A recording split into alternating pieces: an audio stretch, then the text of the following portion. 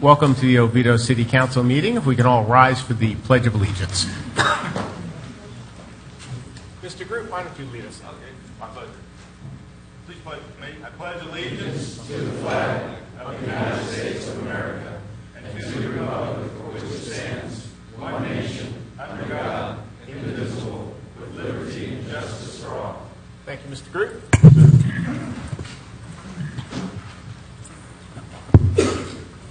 Chief White.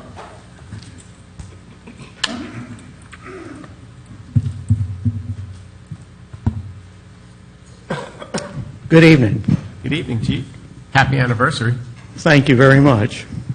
I'm glad she kept me all these years. How does Gail feel about it, though? 33 years? She's a survivor. Honey, if you're at home, I was just kidding. Oh, don't worry. It's videotape. We'll make sure she sees it. Okay, I'm sure. If you'd like to join me in a word of prayer, please do so at this time. Father God, we're reminded of the many tragedies that have been occurring across this world, and we pray for those in London and the tragic high-rise fire. And Lord, we just pray that those events would not happen. Lord, we pray for the survivors and their families, and that you would comfort them in their time of need. Lord, we're also very much aware of our U.S. Navy losses this past week with the USS Fitzgerald, and we pray for our U.S. Navy and all of our armed forces. And Lord, comfort those families and those folks that received that tragic news. Lord, help them heal. We pray this in your name. Amen. Amen. Thank you, Chief. At this time, I'd like to call our meeting to order. We have 4 members present this evening. Councilman Britton is away for business with NASA. We have our order of business. Just before I jump into our ceremonial items, I'd like to get council consensus to move item number 14, which is Resolution 343117, up and make it item number 9A after consent agenda. So moved. Everyone agrees? Yes. All righty. So, Barbara, if you can just make note, we're going to take item 14 and make it 9A after consent agenda and before the public hearings. We have a few ceremonial items tonight, and the first one, if council can come join me down in front, is a resolution to a long-time employee who is unfortunately leaving us. I think it's your husband's fault, right? All right. We'll blame him. Council, if you could join me down up front.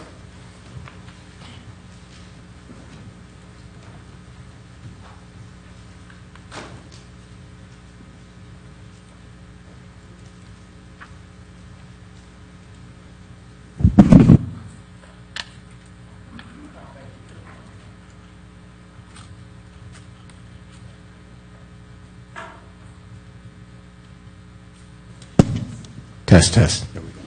Deborah, why don't you come on up here and join us?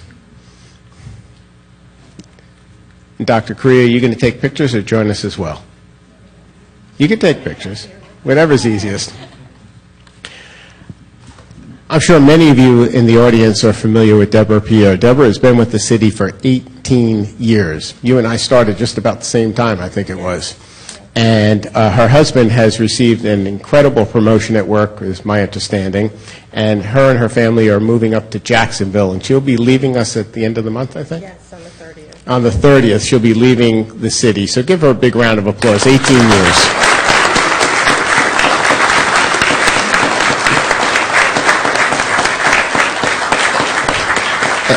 Deborah, there isn't enough thanks for 18 years of serving our city, and what you've accomplished around here and been a part of has just been exceptional, and your knowledge of the comp plan will be sorely missed. But I'm sure we have some shoes that will pick up that slack, right, Mr. Cobb? Yes, sir. Yeah. Did you train Mr. Cobb on comp plan? He trained me. But we have something for you. We have a resolution from the city. And I'm just going to read it for you. It says it's a resolution of the City of Oviedo, Florida, recognizing Ms. Deborah Pierre for her professionalism, hard work, and dedicated service to the City of Oviedo as city staff for over 18 years. Whereas Ms. Deborah Pierre served as city staff in different capacities for 18 years, And whereas Ms. Pierre was hired by the city as a planner in 1999, was promoted to senior planner in 2001, and finally promoted as a planning manager in 2004. And whereas Ms. Pierre obtained a master's degree in public administration at Webster University in 1999 while employed here at the city. Whereas Ms. Pierre has represented the city on many boards and committees during her 18 years of service. Whereas Ms. Pierre has received several accolades from many developers and citizens. And whereas Ms. Pierre has been nominated for Employee of the Quarter in 2000, and whereas Ms. Pierre's passion, dedication, commitment, and example of the highest standards of service in all different capacities in the city of Oviedo have inspired coworkers and city stakeholders, and whereas the efforts of city staff like Ms. Pierre, who provide our community with the benefit of their experience and skills, and who represent dedicated public service, should not be forgotten without this notice of appreciation of the City Council, the City of Oviedo, all of our city staff, and of course all of the citizens of the City of Oviedo. Now therefore be it resolved by the City Council of the City of Oviedo, Florida, that the City Council expresses its heartfelt appreciation to Mrs. Deborah Pierre for her professionalism and her dedication and commitment to the citizens of our city. We'll present this day, the 19th day of June. It's sealed. I've signed it. Deborah, thank you so much. Thank you.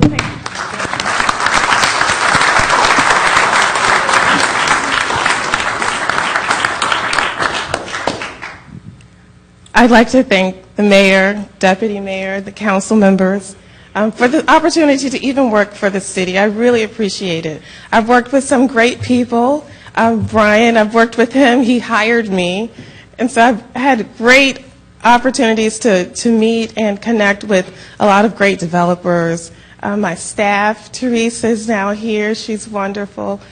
And I have an excellent opportunity now to take a sabbatical from work and raise my kids. So I'm so excited about that opportunity. Thank you. Thank you, Deborah. Why don't we just line up? I'm sure Drew wants to get a picture, and I see Teresa's itching over there. Whoops, got to turn that over. There you go.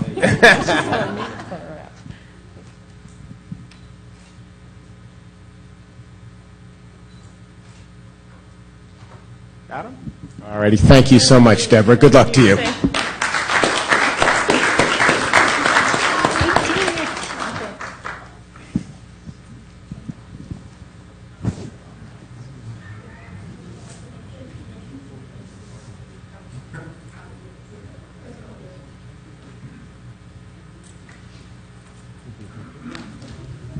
Council, why don't we just stay down for a second? I'm going to change up the agenda just a little bit. On the ceremonial items, we also have a presentation from Seminole County on the 2017 Healthy Weight Community Champion Award. So why don't I have them come on up while we're all standing down here. Sorry, ladies, I caught you a little bit off guard, I know. I figured we were all here. Let me just turn it over to you. Good evening, everyone. We had this year our third annual Live, Work, Move Seminole 5K and Kids Dash for the first time in the city of Oviedo. We're traveling around the county. We started out in Sanford. Next year we'll be in the city of Oviedo as well. And I am proud to tell you that your own mayor participated in the 5K along with Councilman Britton. And they were way out in front. Oh, and you were there too. Okay. And Councilman. Oh, did you? Oh, okay. I missed you because I was way in the back. Okay. But thank you all very much for participating. And we did present this award at the event. However, it was on Palm Sunday, so not everybody could stay for the award ceremony. And we just wanted to make sure we did this officially and proper. And thank you for inviting us this evening to officially give you the award. This is the Healthy Weight Community Champion Award. The City of Oviedo has received this award for the third year in a row. And you are only one of two cities in the county thus far who've received this award. Sanford. That's right. And Sanford's part of Seminole County, you're sure? yeah. So there's only 98 cities in the state thus far that have received this award. This is from our governor's office. And it's for cities who demonstrate that they're promoting wellness, including healthy eating, active lifestyles. And you all, of course, in the city, I know very much so through your employee wellness program, is one of the models in the state. So I applaud you for everything that you're doing, not only for your employees, but your citizens and your residents, and actually promoting family fun. The Oviedo Park was beautiful. I'm looking forward to going again next year, but I'm gonna definitely get geared up, so I'll be in the front instead of the back. But anyways, congratulations and thank you for this opportunity to present you. Thank you so much. We appreciate it so much. Drew, do you want to get a picture of all of us? We all we can pretend we like each other.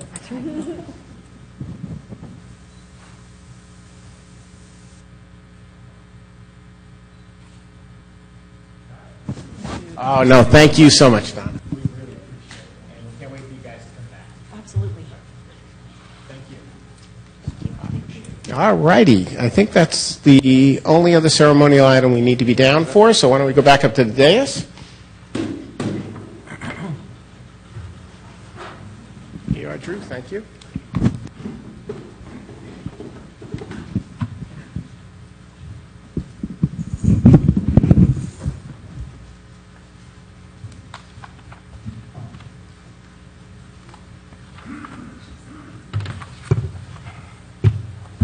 All righty, next on the agenda, another ceremonial item, and this is new officer introduction, so I'm going to turn it over to Chief Chudnow. Good evening, Mayor and council members. As we usually do when we hire new officers, I like to bring them in before council so you get to see them and they get to see you. So I'm going to let them do their own introductions, make them talk a little bit in front of the camera, in front of you guys, so there's no pressure, though. No pressure. So who's going Remember, you're first? still on probation. Good evening. My name is Brandon Keck. I'm 30 years old. I moved down here 7 years ago from Michigan. I lived in Oviedo for 2 years and absolutely love it here. I worked loss prevention for public supermarkets before getting hired on here. I'm married to my wife, Sierra. Been married with her just over 2 years. Oh, great. Welcome. Congratulations. Chief, correct me if I'm wrong. Didn't we have another officer just a couple of 3 years ago from Michigan? We did, right? Yes. Okay. Hi, my name is Carrie. I'm from, I grew up in Osteen, right down the road. My mom's from Oviedo. I'm married. My husband actually works at Haggerty High School. We have 3 children. I grew up in and around the city. I'm very happy to be here, and I always wanted to be in law enforcement. And so far, I'm loving it. So Great. I'm happy to be here. Thank you. Excellent. Well, welcome. I'm also going to mention. Further, though, I have to ask him: is it Michigan State or Michigan? And be very careful of your answer, if you're not aware. Michigan State, most definitely. Oh, okay. There you go. I guess the chief will keep you. I do have to say, Mr. Carrier's brother is also in law enforcement. Excellent. Works for Sanford. Well, great. Well, welcome, guys. We appreciate you joining our force. The citizens certainly appreciate it. And all we can say is not only your job is obviously to keep us safe, but keep yourself safe. That's the most important. Thank you, guys. Best of luck. Great. Give them a big round of applause.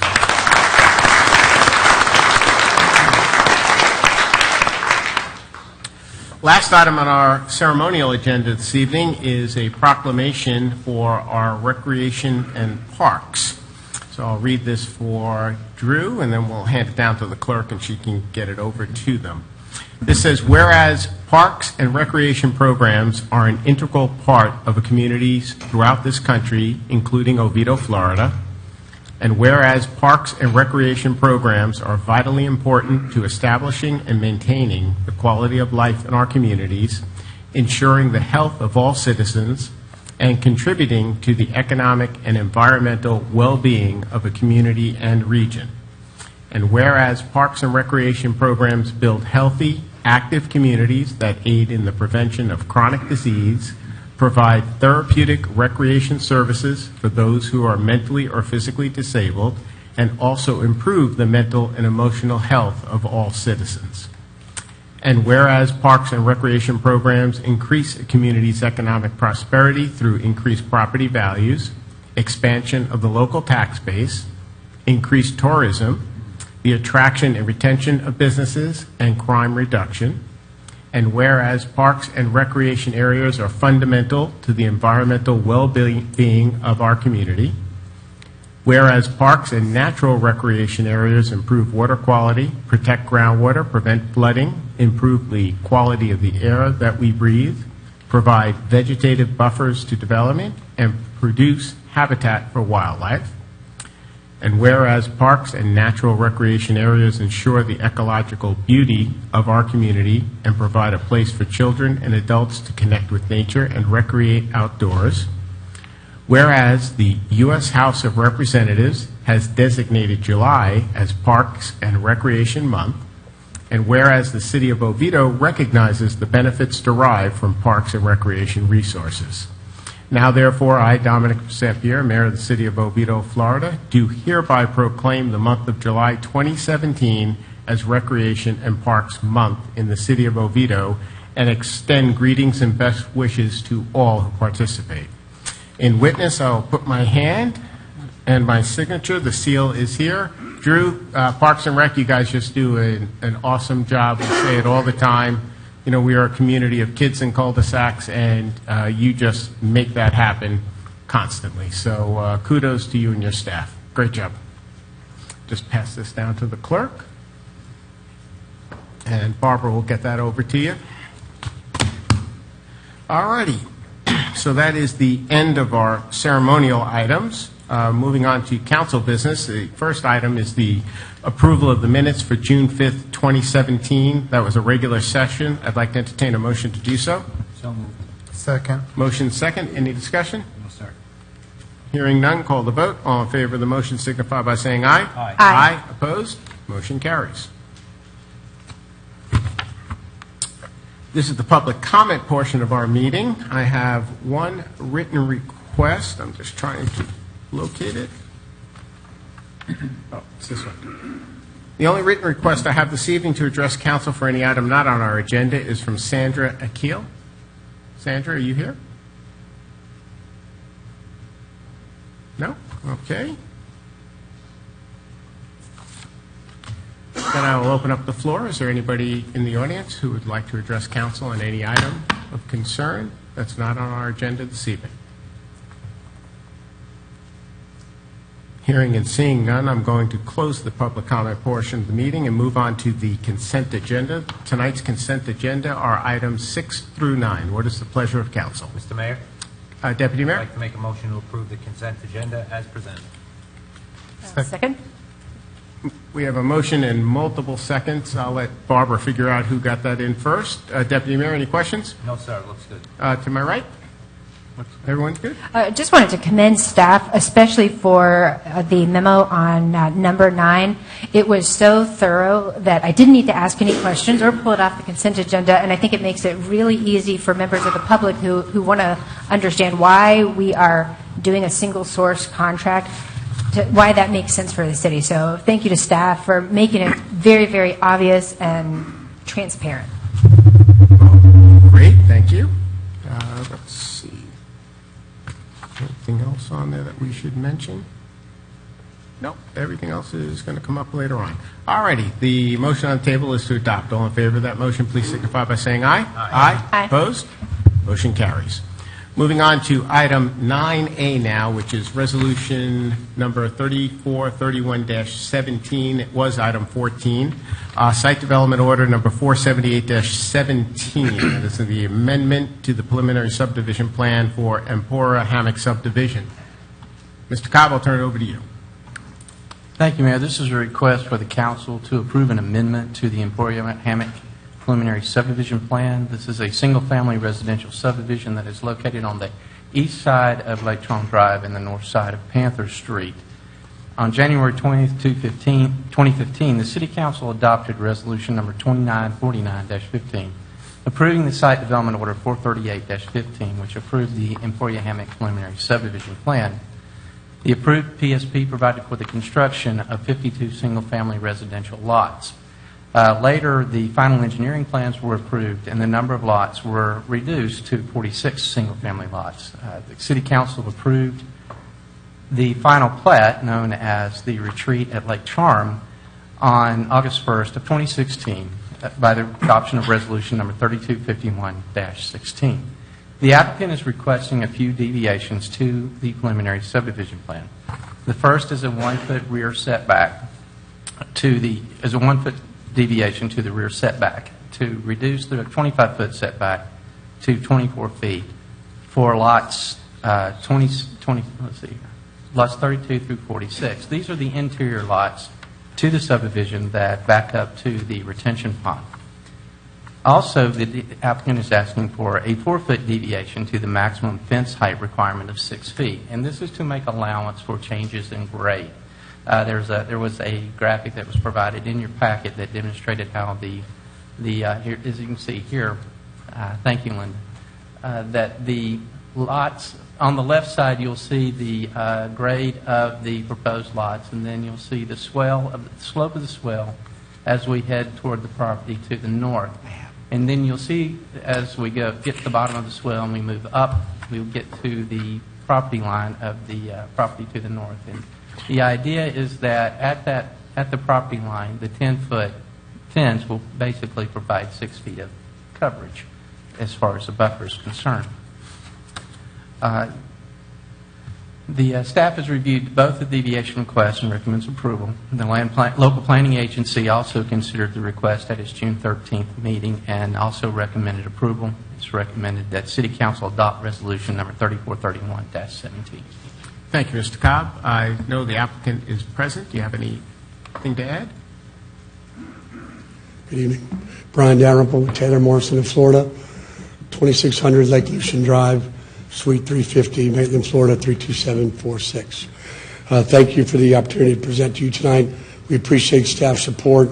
There's a couple deviations that we're asking for allowances to improve a situation that was made wrong to a neighbor who happens to be a county resident. That's the 10-foot fence variance that we're asking for, and we would appreciate getting your support. I'm happy to answer any questions. The applicant is here. The neighbor to the north is here. She filled out a form to speak. Didn't want to speak publicly, but she voted in favor of our changes. Okay. Thank you, Brian.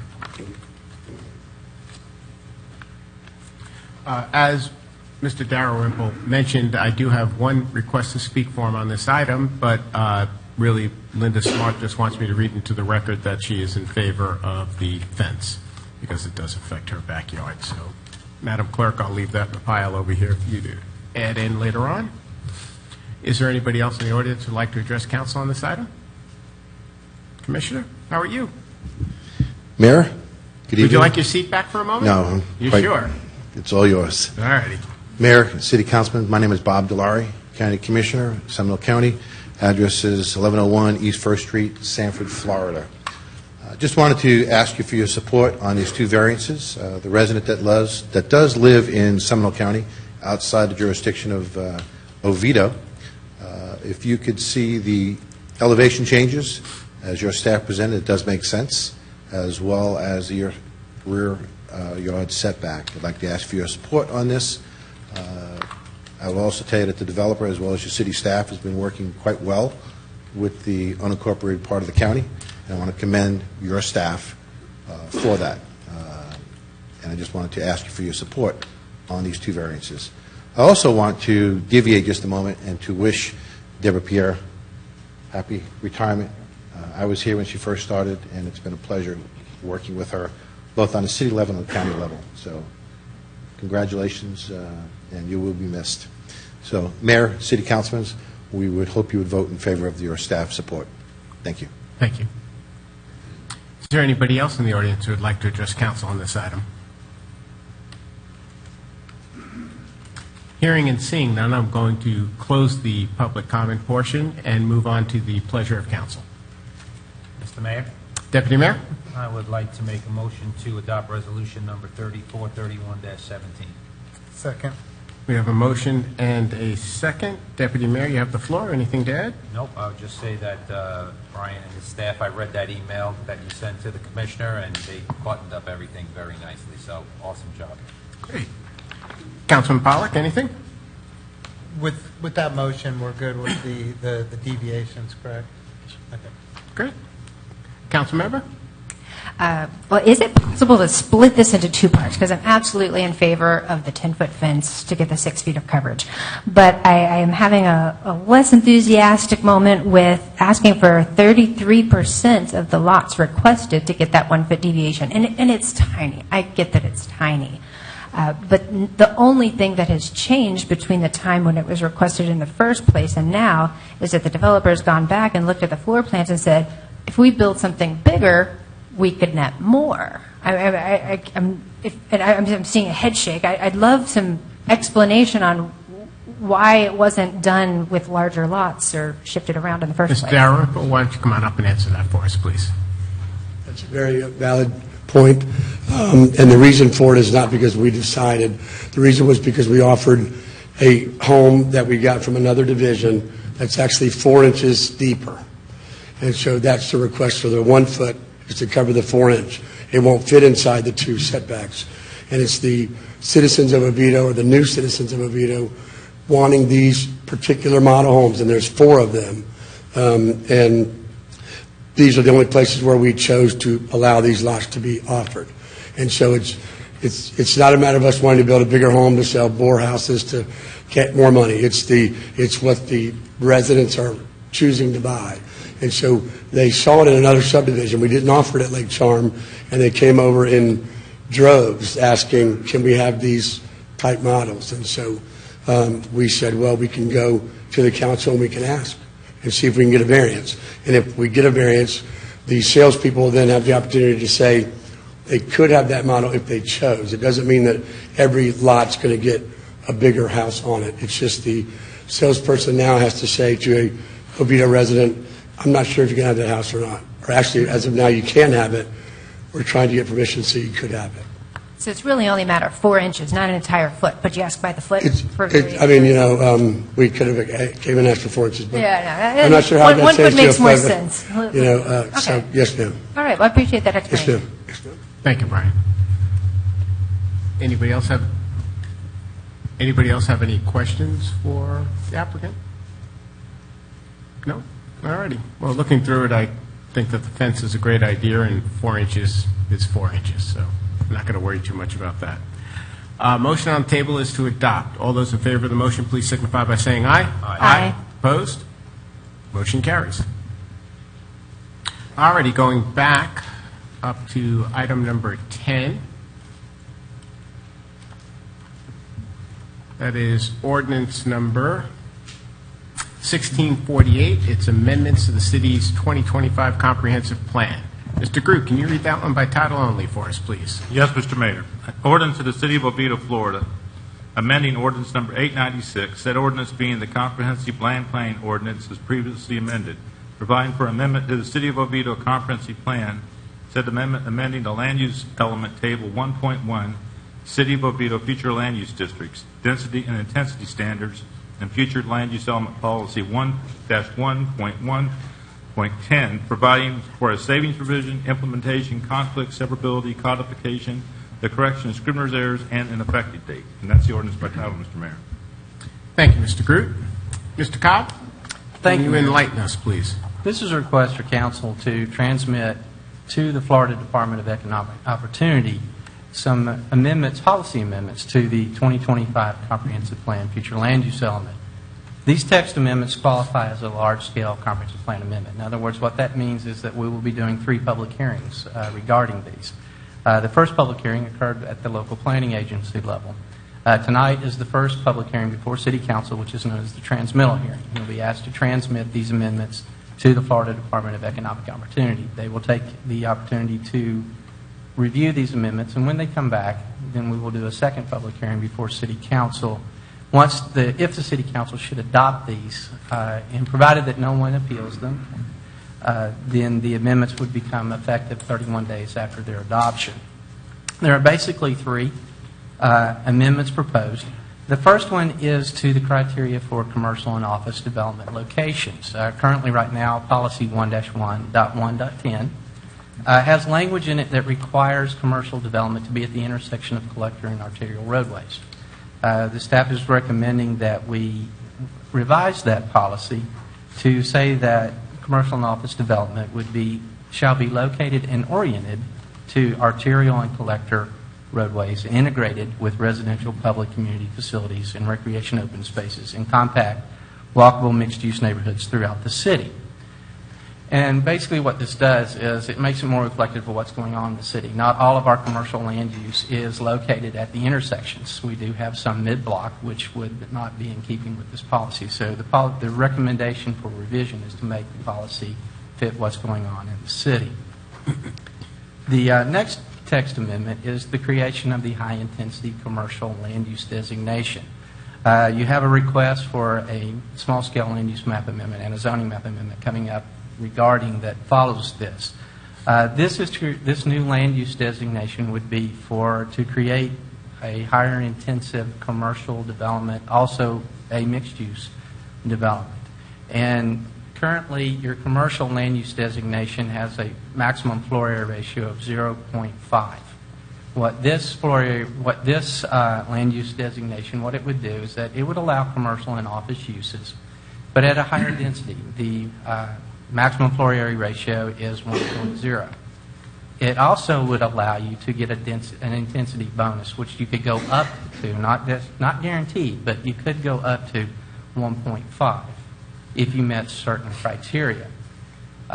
It's pretty much based on the same level as the commercial land use designation, except for another difference besides the floor area ratio. Another difference is under mixed use, rather than the 16 dwelling units per acre that's allowed in commercial, it would allow 24 dwelling units per acre, making it more like our mixed use future land use designation. The third policy amendment is to the industrial future land use designation. Currently, office is not an approved use within the industrial land use designation. We're recommending this because office really is a good fit within industrial many times. And so what we're asking is that we, as you can see on the board, we would change that to say that permissible uses would include office, instead of saying wholesale commercial, to allow other types of commercial, manufacturing, warehousing, and other industrial uses. The staff recommends approval. The city attorney has also reviewed this ordinance and recommends approval. The local planning agency considered the ordinance on its meeting on June 13, 2017, and conducted a public hearing, and they recommend adoption of ordinance number 1648. Actually, they also recommend transmittal to the FDEO. It's recommended that City Council conduct a public hearing and transmit ordinance number 1648 to the Department of Economic Opportunity. Thank you, Mr. Cobb. It says applicant comments here on my agenda, but I'm assuming we are the applicant, correct? It's sort of a joint. The applicant for the small scale also worked with us on this. On the large if scale? you would like to have them make a presentation, it would be okay. Okay, great. Applicant present?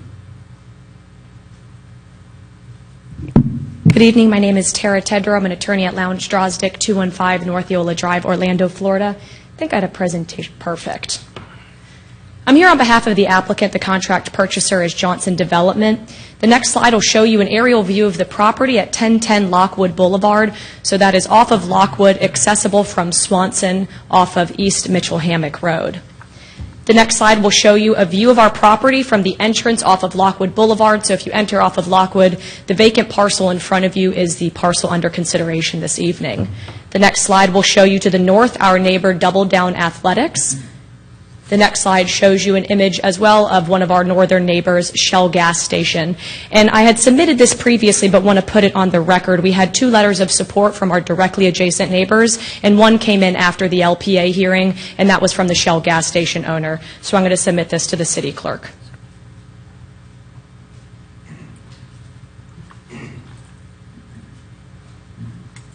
The next slide shows you another image of one of the adjacent retail neighbors.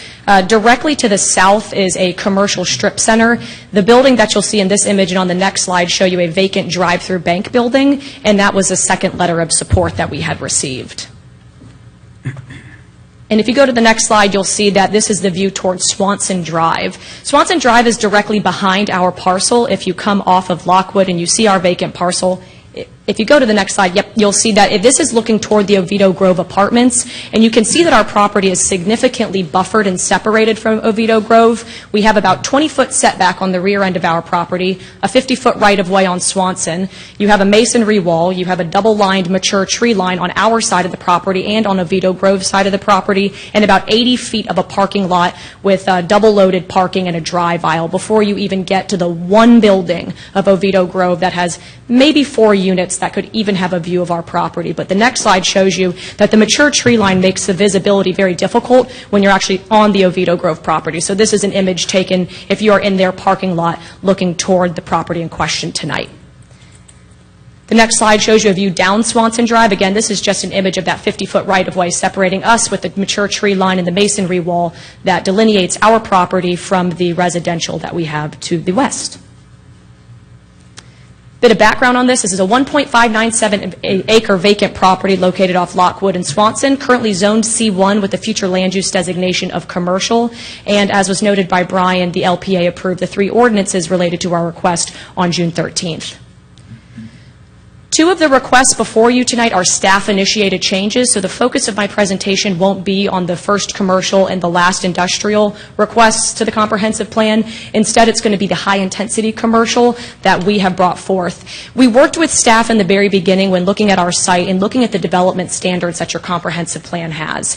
It was staff-suggested language that actually originated the comprehensive plan amendment we have before you tonight, and it's been months of working with them to see if this would be the right fit for both the city as well as the proposal that we're bringing before you tonight. And the language that your staff helped us craft, I think, does a really good job of achieving the goals that you have in your comprehensive plan.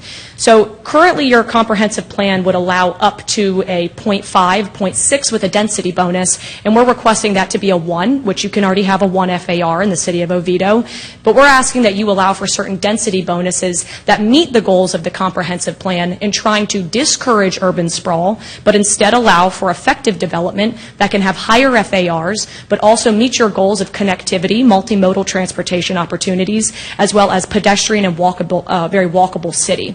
So our request and the focus for now is just to transmit this comprehensive plan amendment language to Florida's Department of Economic Opportunity. Give them those 60 days to review the requests that we have, transmit it back to the city, and in that 60-day period, we're going to continue to work with staff on our specific site plan, the architectural design order that we need, as well as working with the adjacent residences and neighbors that we haven't yet had the opportunity to meet with to show them the plans if they do get transmitted tonight. That way we can come back before you, and when our hearing happens in about 3 months, we'll have one package, and it's going to be our entire proposal for our project, so you can see how everything would look on that second reading. The next slide shows you an overview map of the zoning. We are separately requesting, you'll see those are first readings tonight for a small-scale map amendment as well as our rezoning. So we're separately requesting to rezone from C1 to C2. Now, if you look in your current code, the only differences in what is permitted by right in C2 that is not permitted by right in C1, just a handful of uses. So this really isn't something that's out of nature in the area that we're looking at because it's compatible with the existing developments that are around us. In fact, the neighbors that we have directly providing, that are directly adjacent and that have provided letters of support are C2 uses under your code. So that's a drive-through bank as well as a gas station convenience store. So it is compatible with those existing uses that are adjacent to our property, and it is a good use, especially for the site, which we'll talk about in just a minute. This next slide will show you the overview of the future land use map amendment, and again, that ordinance you'll see later on the agenda is separately requesting a future land use map amendment from commercial to the high-intensity commercial land use designation that we're asking you to transmit to DEO tonight. The requested comprehensive plan amendment language, something to take into consideration when creating a new land use designation under your comprehensive plan. It is not as if after tonight and after our readings in September, if you approve a new future land use designation, that anybody can automatically come in by right and suddenly have a very intense or very dense development. They would have to go through the same process of coming before you and proving that not only do they meet the goals and policies of your comprehensive plan, but the project that they are specifically proposing is compatible and consistent in the area that it's going. So for example, our project, a 94,000 square foot self-storage unit, No other 94,000 square foot commercial development could ever be on this site, period. And that's because a 94,000 square foot retail shopping center would require over 400 parking spots. We have 7. And that's because of trip generation. So your comprehensive plan makes us do a very detailed analysis in looking at what is the impact on schools, roadways, level of service, what's the impact on your population and your budget, any capital improvements required. That's all the analysis that we had to go through with your staff in order to get a recommendation of approval on all of the ordinances that we're bringing, but that any other applicant would also have to do the same analysis as well. So while it does create opportunities for higher density development, the specific criteria in the high-intensity commercial designation, again, achieve the type of economic viability goals your comprehensive plan sets out, and it allows for you to have different development options, none guaranteed by right, but again, options that developers could use if they are trying to achieve things like a more walkable city, perhaps having taller buildings instead of just one-story sprawling buildings that don't have the connectivity that you might be able to offer under this type of land use designation. And we took this not only from looking at what other cities have done in trying to achieve those goals, but again, what your staff had reviewed and proposed as language that would be consistent with what the city's trying to achieve in terms of current and future development. The only way that you can get a more intense FAR than a 1, which remember is already permitted under your comprehensive plan, but to get higher than a 1, you would have to do one of 4 things. And what's outlined under this designation is the first is that you would have to have a regional commercial or business center. Now that's consistent with your comprehensive plan policy 1.1.2.7. The second is a structured parking garage. That's also consistent with your policy 1-1.1.9. The third is that you would have to have a financial contribution, and that language is taken, again, directly from your comprehensive plan, and that's policy 2-2.4.5. And the last is a decrease in traffic. This is an issue every city struggles with, especially off of Lockwood Boulevard and East Mitchell Hammock. When we did our traffic study, which we'll show you the results of, it is very clear that there are limited opportunities for commercial development on this parcel because of size configurations and, frankly, because of the issues you have with traffic on this road. So this type of density bonus can only be granted on a tit for tat. So 10% decrease in traffic as to what would be permitted at the highest intensity commercial could get you a 10% increase in the overall FAR that you may otherwise be allowed. And that's in recognition that a bigger building does not necessarily mean bigger impacts. In fact, we have a bigger building that has 93% less traffic impacts than any other commercial building would have on this property. And this designation is going in and it's an acknowledgement of what some of the more current planning practices are showing is that you can have these dense developments and they allow for a more urban, walkable environment that achieves things like a healthy community, that achieves the connectivity and, again, the multimodal transportation opportunities that your comprehensive plan is specifically encouraging. If you go to the next slide, it shows you a breakdown of really what the differences are between commercial and high-intensity commercial. I think the phrase high-intensity is going to make you think this is a dramatic difference, but if you look at the chart, there really isn't a dramatic difference between open space requirements, only 5% difference, required percentage of overall commercial and office, 15% difference, dwelling units per acre, you only have 9 additional dwelling units allowed, and then finally on front setback, we have a larger front setback than would otherwise be required. So there are minimal differences between the two, but really the key is in the FAR and the allowability, again, recognizing that bigger does not necessarily mean you have bigger impacts on what the city's looking at. The next slide shows you again some of the considerations on compliance with the comprehensive plan that your staff acknowledged in their staff report. And those goals, objectives, and policies are, 1, you're looking at residential density considerations. 2 is that you're looking at consistency with the comprehensive plan and the assurance that there are not negative impacts on the goals that your city is looking toward. There's no negative impacts on schools or roads or infrastructure. The next is that you comply with the goals of trying to build these corridors of development that meet the design criteria as well that your city's looking for.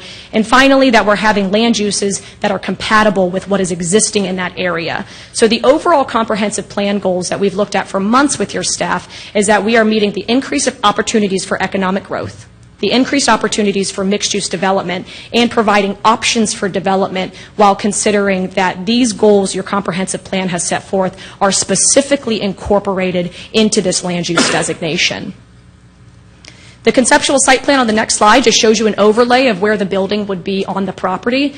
And again, as you can see, that is probably the smallest parking lot you're going to find for a building of that size. There are 6 spots and 1 handicap spot.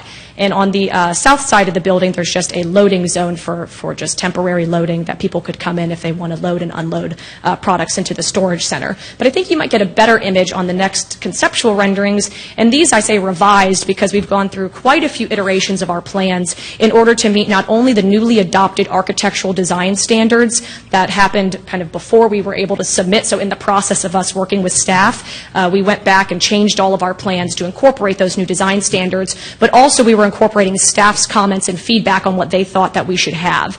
And these, the plans that we've come up with, first, as you saw in the beginning photos, there's no plants whatsoever except for grass in some areas on our property. So we're going to be enhancing baseline, the landscaping there, by adding trees because there's no trees on our site. But what we're also going to be doing is having enhanced landscaping as part of our package that we'll be submitting in September if we're able to come back from the DEO transmittal, as well as the fact that we're incorporating more than one frontage facade on our building. So we don't just have the facade being facing Lockwood. It is also going to have those architectural design features that give you more of a front feeling on other sides of the buildings. And there's just one more slide showing another angle view of what this building would look like as well. And you can tell in the backs on the north of our property, we've put in double down athletics. So that's what it would look like with the neighboring uses already incorporated in. Finally, the traffic study. We had a traffic study done where we reviewed what would be the max FAR of 100,000 and what that would mean if you had 104,000 square feet of retail versus 104,000 square feet of self-storage. And remember, this traffic study was reviewed by your city staff as well and approved. The traffic study conclusions are that self-storage generates significantly lower traffic than the maximum allowable land use would generate.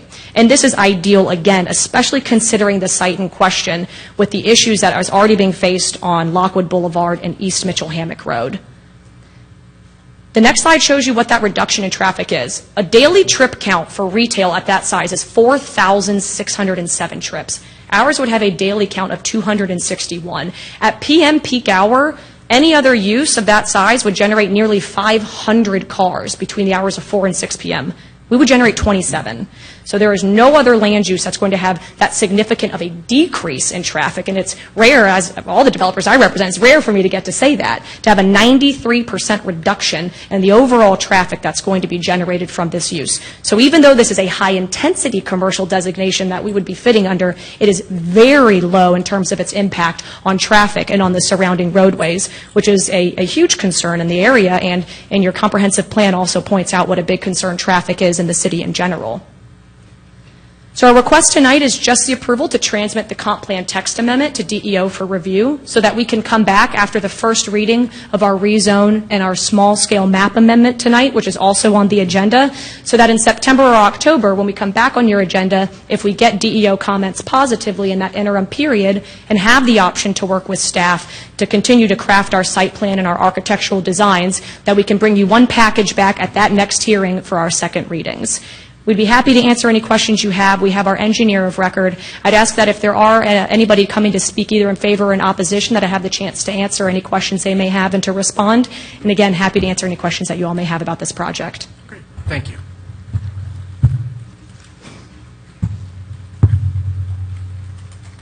As mentioned earlier, this is a public hearing. I have no written requests. Is there anybody in the audience who'd like to address council on this item?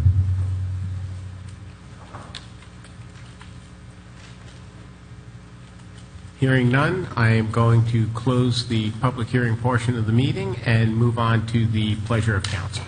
Mr. Mayor? Yes. I move we approve ordinance number 1648. Second. Okay, we have a motion and a second. I think the motion needs to be to transmit the ordinance 1648 to the Department of Economic Opportunity for review. All right. Is that your intention? That is my intention. Seconder agree? Yes. All righty. We have a motion and a second, and the motioner has the floor. Council member, any questions? I do have some questions. I'm a little bit concerned about the decrease in open space and the intention here to potentially move where our high-intensity places are. Within Oviedo on the Park, we do allow this density, but it's not everywhere else. For this specific use, just so everybody knows, I think it sounds like a great idea. But since we're looking at this not for, is this good for this specific use, but is this a good idea for the city of Oviedo if somebody should come and ask us to do something like this again? I'm a little bit concerned about the lack of open space, the increase in the number of dwelling units per acre, and I know the parking issue would come into play and perhaps limit that. And a question for Mr. Group perhaps is, if we have only 1.5 acres that was eligible for this intensity, does that count as, is there any spot zoning concern to having it be so far from a chunk of other places that allows this density? No, ma'am. The concept of spot zoning, of course, you're familiar with, but a comprehensive plan, land use designation, I think you actually probably could have spot comprehensive planning, because it's legislative, and you very well might want to target a unique 2 acres in a large city for a particular land use. All right, thank you. So I guess my question for the applicant then is, or maybe it's staff, I'm not sure. I'm trying to wrap my brain around what would this look like if somebody came in and said, I'm going to, 30 years from now, I'm going to buy this storage facility, I'm going to buy Double Down, and I'm going to buy the storage unit that is contiguous. So if you go look at the tax map, or just the map, you could get a nice sized chunk and redevelop the whole thing all at one time. And from my experience in the real estate world, this is something that people occasionally do. You will buy a piece of land on a major road, plop some storage facilities there. And this one is this is a very nice, and it seems like a fairly expensive looking interior multi-story thing, so I don't know that you just knock that one down. But the storage facility that is just a couple parcels over, if those guys and Double Down were to say, yeah, I'd like high density commercial, it seems like that would leave open some possibilities. Can staff maybe speak to the worst case scenario down the road of what something could look like if somebody did want to redevelop this within the comp plan? Like, say they want to put houses there. What could that look like? Teresa?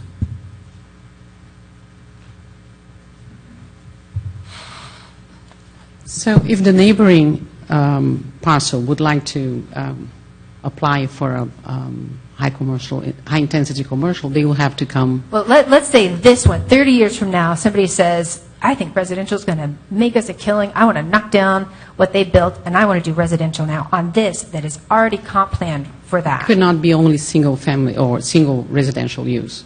It would have to be in a mix of mixed use. And the density would be up to 24 dwelling units. But the other thing is that they would have to work with the site. So parking would be a big issue, and not only for residential, for any other use. I don't think that it's possible with that acreage, with another use, to be able to comply with our requirements for parking.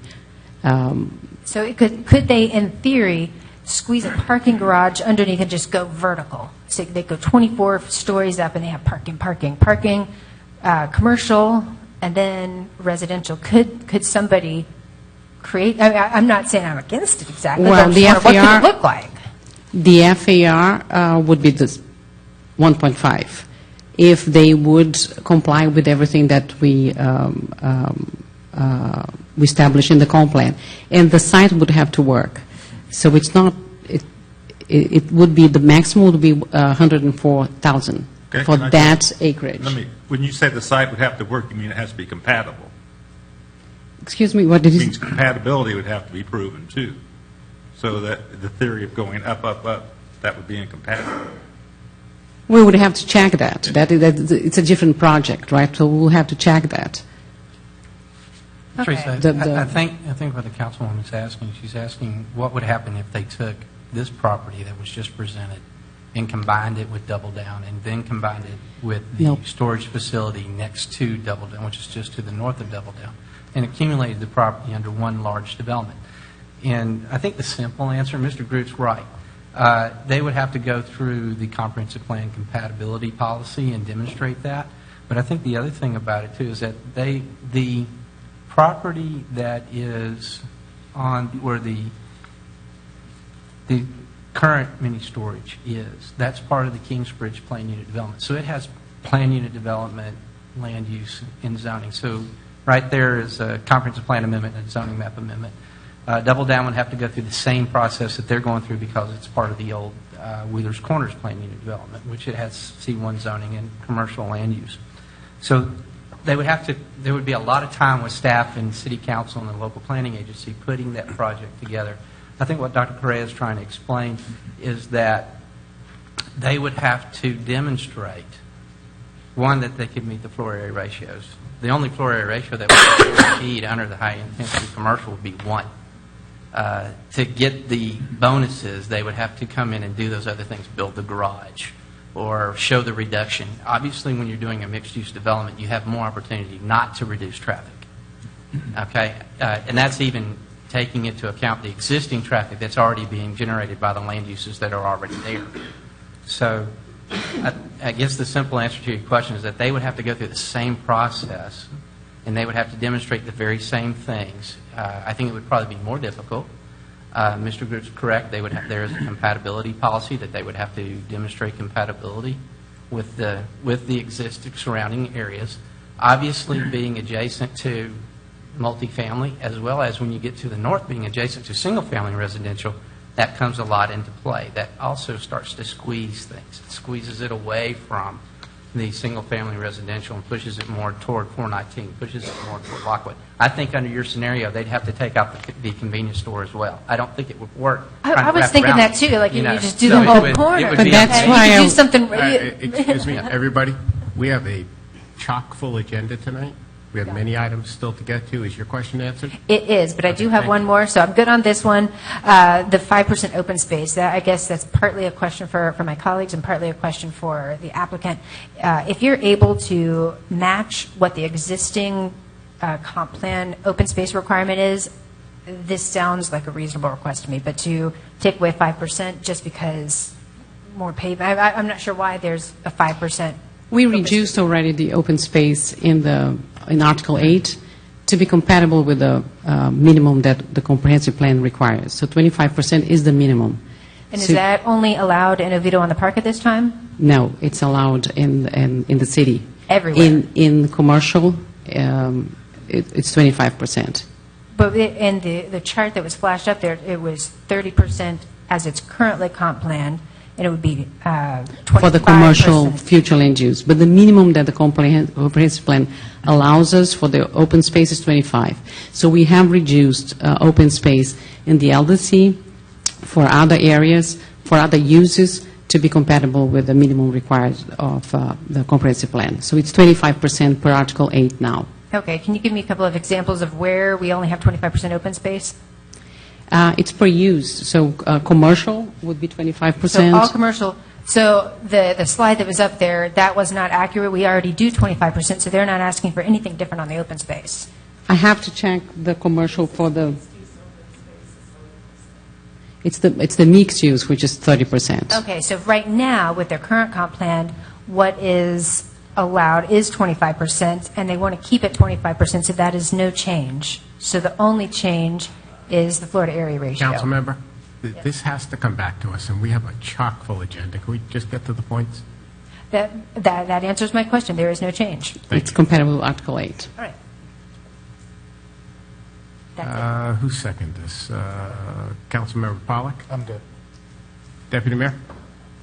I think it's in the times where we have citizens asking us to balance the growth and development, I think this is a wonderful thing. I mean, to have, thousands of trips that could have been generated, and living out that way, and many of us here, that Lockwood corridor is crazy.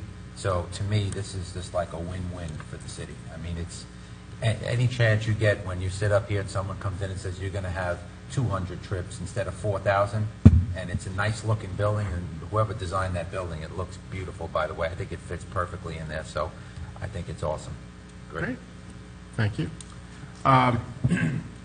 Well, frankly, we're going to have another bite at the apple if this is just the first transmittal. All of these questions that were asked tonight, while relevant, could be asked at a different time and place before this comes back for adoption. So I would suggest the members of council, if you do have those questions, to please get with staff, ask your questions, get your answers, so we don't take everybody's time up at the hearings. Mr. Mayor, I feel that it's important for the whole public to understand when we're being asked to increase the density from 15 to 24, since Right. most Well- people do not love intense development, or even a hypothetical, theoretical possibility. Well, my request will be that we try to make our questions succinct, to the point, and on items that are coming back to us for adoption, that we just wait and we can ask them as we go along. That would be my request. It's worked very well over the years. In terms of the use, I think it's a great use. I think that, as Deputy Mayor said, anytime that we can take a parcel and reduce the traffic counts on the parcel, no matter how we get there, I think is a win-win for everybody.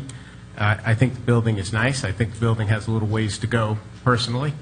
I think we could do better on some of those sides, especially towards the back. A little bit more four-sided architecture. I know you're getting there, but again, just my opinion, we're not quite there yet, but we're going to have many more bites at the apple on this. So let's just hope that when it comes back, that it is the storage mahal, let's call it. How's that sound? We'll leave it at that. All right, motion on the table is to transmit Ordinance 1648 to the Department of Economic Opportunity for review. All those in favor, please signify by saying aye. Aye. Aye. Opposed? Motion carries 4-0. Moving on, we're on to item number 11. That's ordinance number 16. Excuse me, let me just catch up here. Ordinance number 1652, fiscal matters, powers, and duties of the city manager. Mr. Groot, can you read that by title only, please? Yes, Mr. Mayor. An ordinance of the City of Oviedo, Florida relating to city funds, fiscal matters, and the powers and duties of the city manager, repealing sections 54-234 and 54-262 of the Code of Ordinances of the City of Oviedo, Florida, providing for legislative findings and intent, providing for implementing administrative actions, providing for a savings provision, providing for codification, providing for the correction of scrivener's errors, and providing for conflict, severability, and an effective date. And that's the ordinance by title, Mr. Mayor. Thank you, Mr. Groot. Mr. Cobb, can you enlighten us? Thank you, Mayor. This is a request for council to amend Chapter 54, Utilities of the Code of Ordinances of the City of Oviedo, Florida, to add language related to funds, fiscal matters, and the powers of the city manager, as well as to repeal sections 54-234 and 54-262. Section 54-234 deals with our stormwater utility, and 54-262 deals with the establishment of our irrigation or our reuse utility. The city attorney had reviewed both sections of the Code of Ordinance, and opined that in the end that these two sections should be removed. Ordinance 1652 does remove those two sections, but it also adds new language that will address all utility funds, not just stormwater and reuse. And the gist of the revisions is to add language that will require the staff to use the generally accepted principles of accounting principles when dealing with these funds and the use of these monies. The staff and the city attorney recommend adoption of the ordinance. It's recommended that the city council conduct a public hearing and adopt ordinance number 1652. Thank you, Mr. Cobb. At this time, I'd like to open up a public hearing on ordinance number 1652. I have no written requests. Is there anybody in the audience who would like to address council?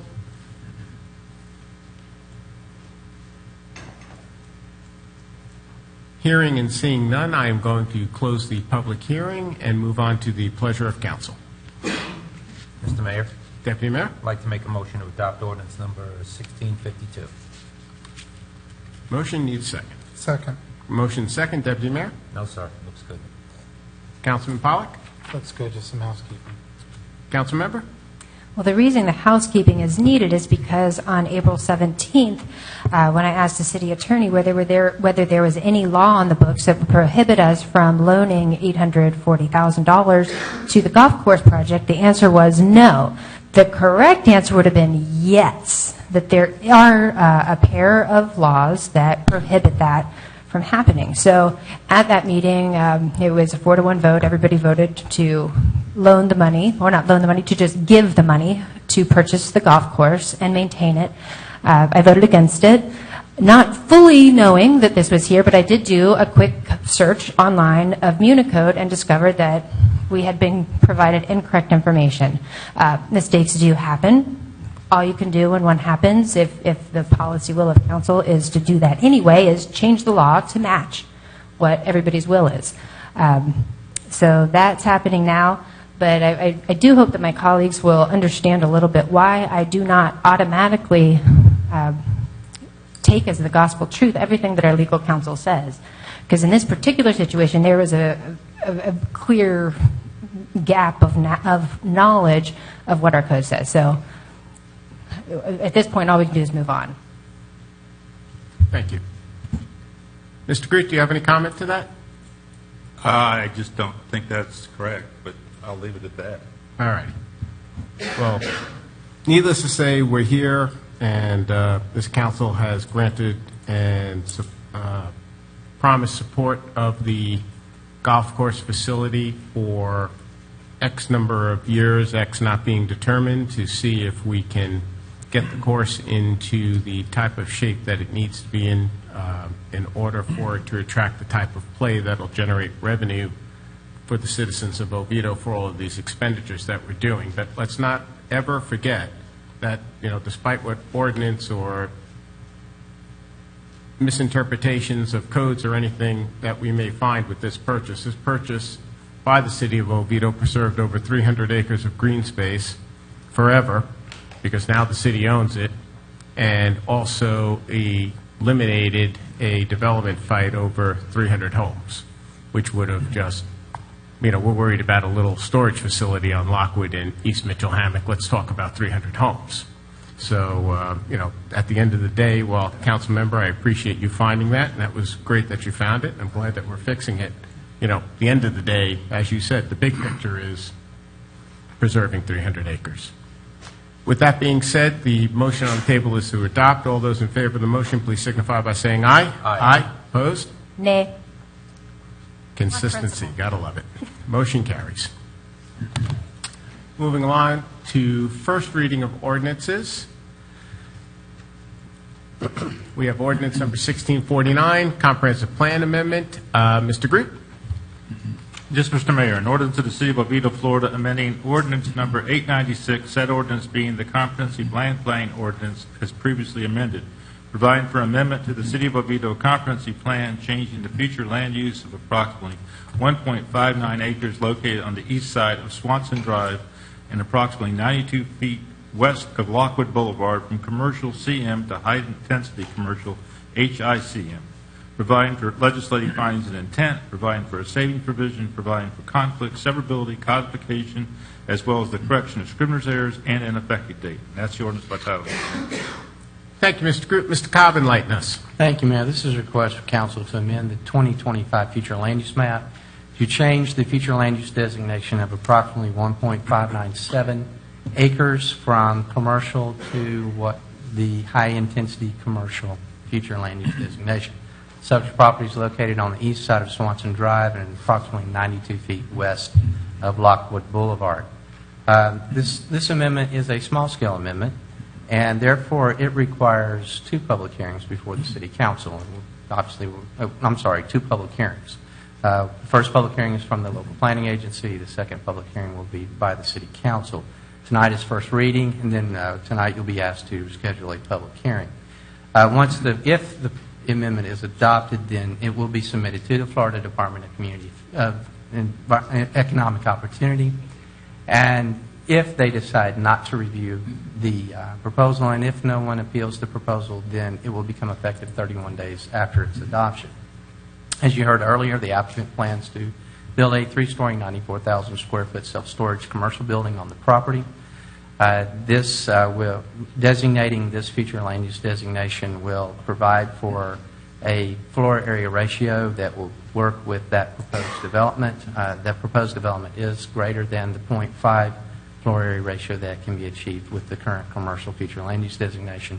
As mentioned before as well, with the high-intensity commercial development, there is the opportunity to achieve a 1.5 floor area ratio by demonstration of certain criteria.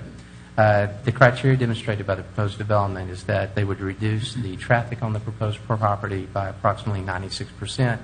Under the shopping center, which is the worst-case scenario, you would have approximately 6,982 trips in the PM peak hour, whereas the self-storage would be daily, whereas the self-storage would have 235, which would be a net reduction of 6,747.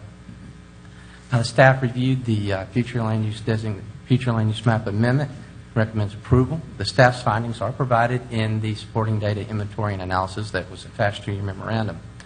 The proposed high-intensity commercial land use is consistent and compatible with the surrounding future land use designations.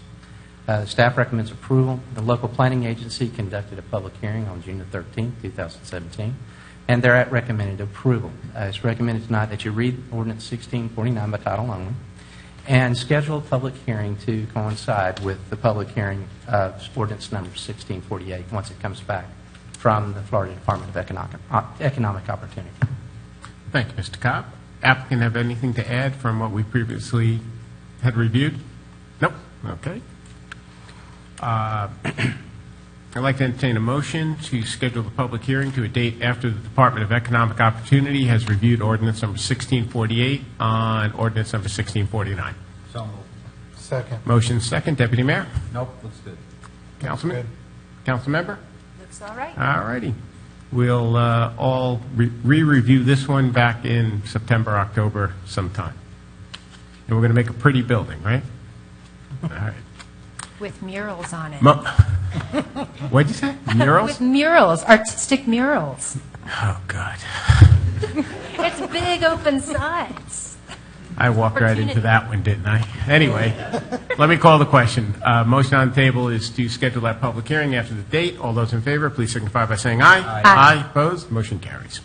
Moving on to the companion to this, it's ordinance number 1650. Mr. Groot? Yes, Mr. Mayor. An ordinance of the City of Oviedo, Florida, amending the official zoning map to change the zoning district of approximately 1.59 acres located on the east side of Swanson Drive and approximately 92 feet west of Lockwood Boulevard from commercial C1 to commercial C2, providing for legislative intent, providing for implementing actions, providing for a savings provision, providing for non-codification, providing for the correction of scrivener's errors, providing for conflicts, providing for severability, and providing for an effective date. And that's the orders by title, Mr. Mayor. Thank you, Mr. Groot. Mr. Cobb, enlighten us. I'm sure this is just a companion to the other. It is a companion to this. One of the things when you adopt a comprehensive plan amendment is that you want to make sure that your zoning is consistent with the new future land use designation. The request is to change this property's zoning district from C1 to C2. The primary reasoning for that is that the proposed use is not a permissible use within the C1 zoning district.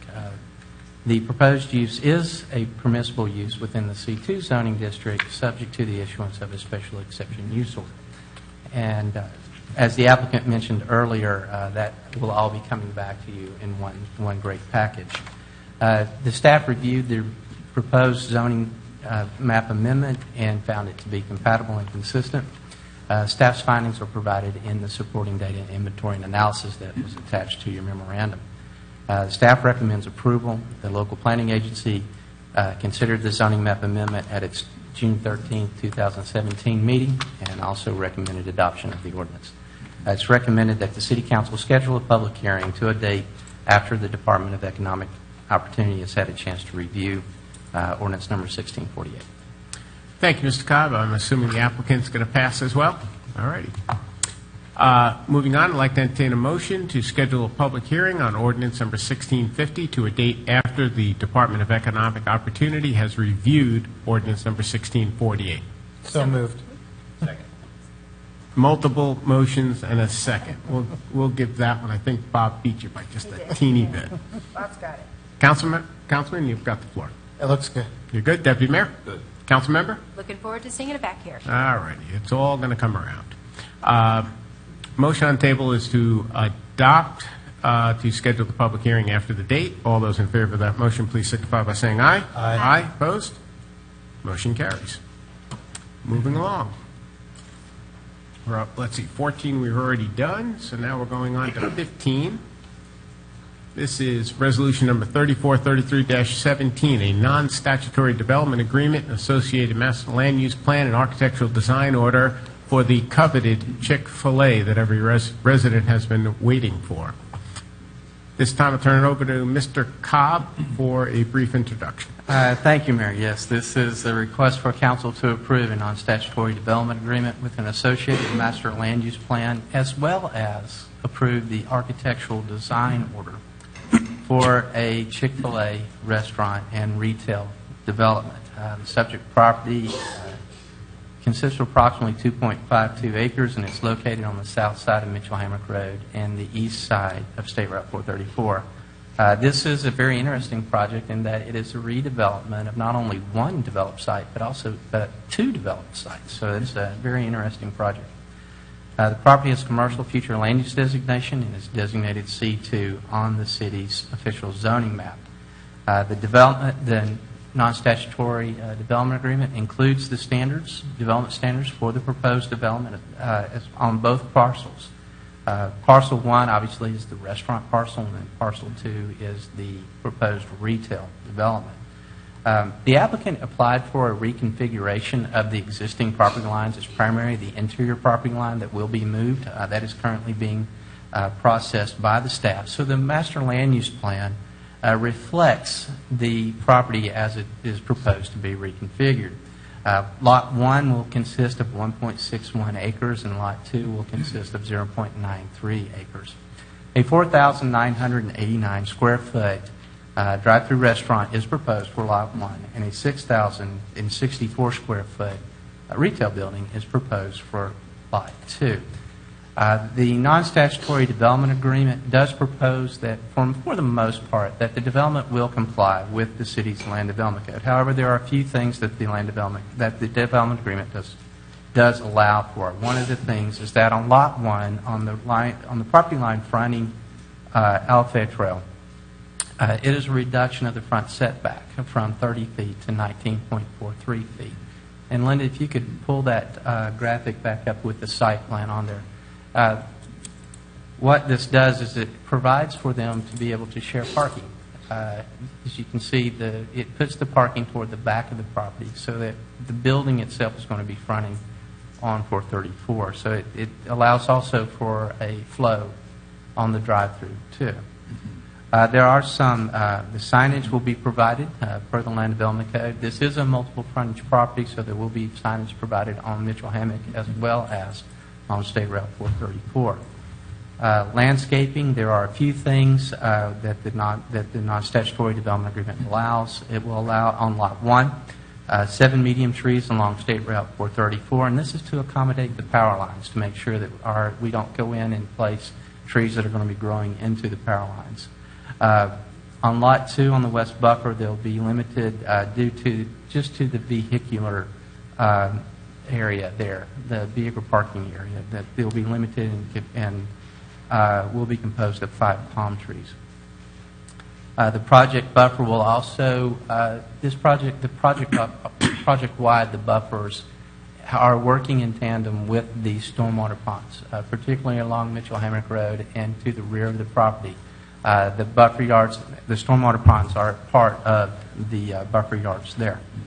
And then the applicant is also going to be paying into the city's tree bank, approximately $5,950 for $2,700 in lieu of buffer trees to accommodate the site, and $2,250 in lieu of replacement trees required by the code, and then $1,150 for street trees. I would like to commend the applicant on the preservation of the large 45-inch oak tree that is located in the southwest corner of the property. So that I would like to give them kudos for that.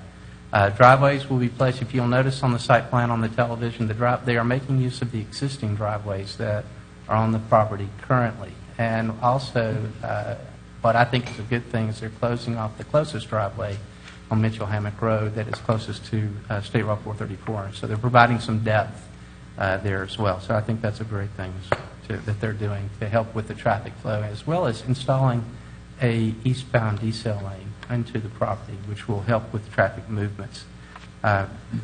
With parking, there are 29 compact parking spaces where the standard code would have been 25. However, 5 of those spaces are compact space size is 9 by 18, 9 feet wide by 18 feet deep. 5 of the spaces will be 9 feet wide by 20 feet deep to accommodate a larger vehicle.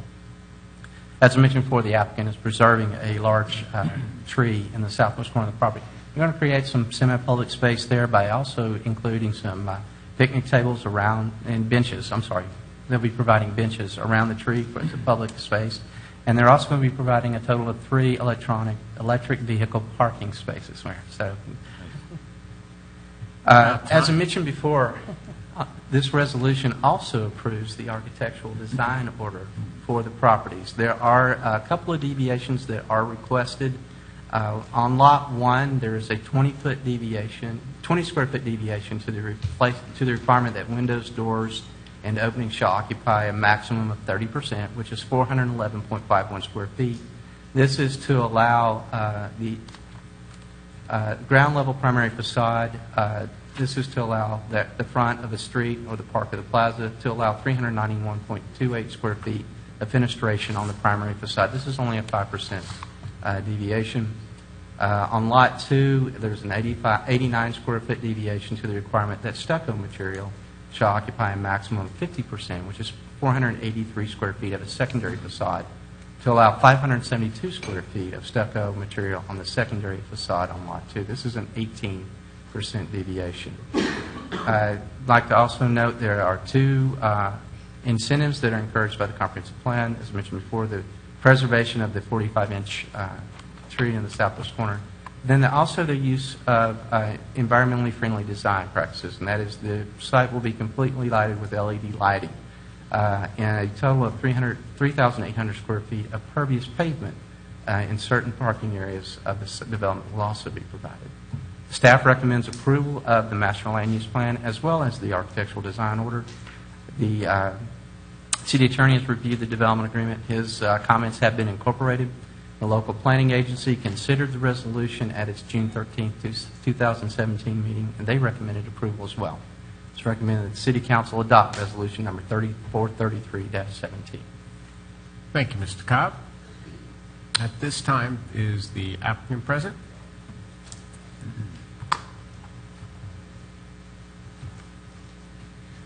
Good evening. My name is Brian Cassidy. I'm the engineer of record for the project. Represent CPH Engineers and the owner, Sembler. Mr. Dave Davis is here with me as well. And I don't have very much to add to Mr. Cobb's presentation.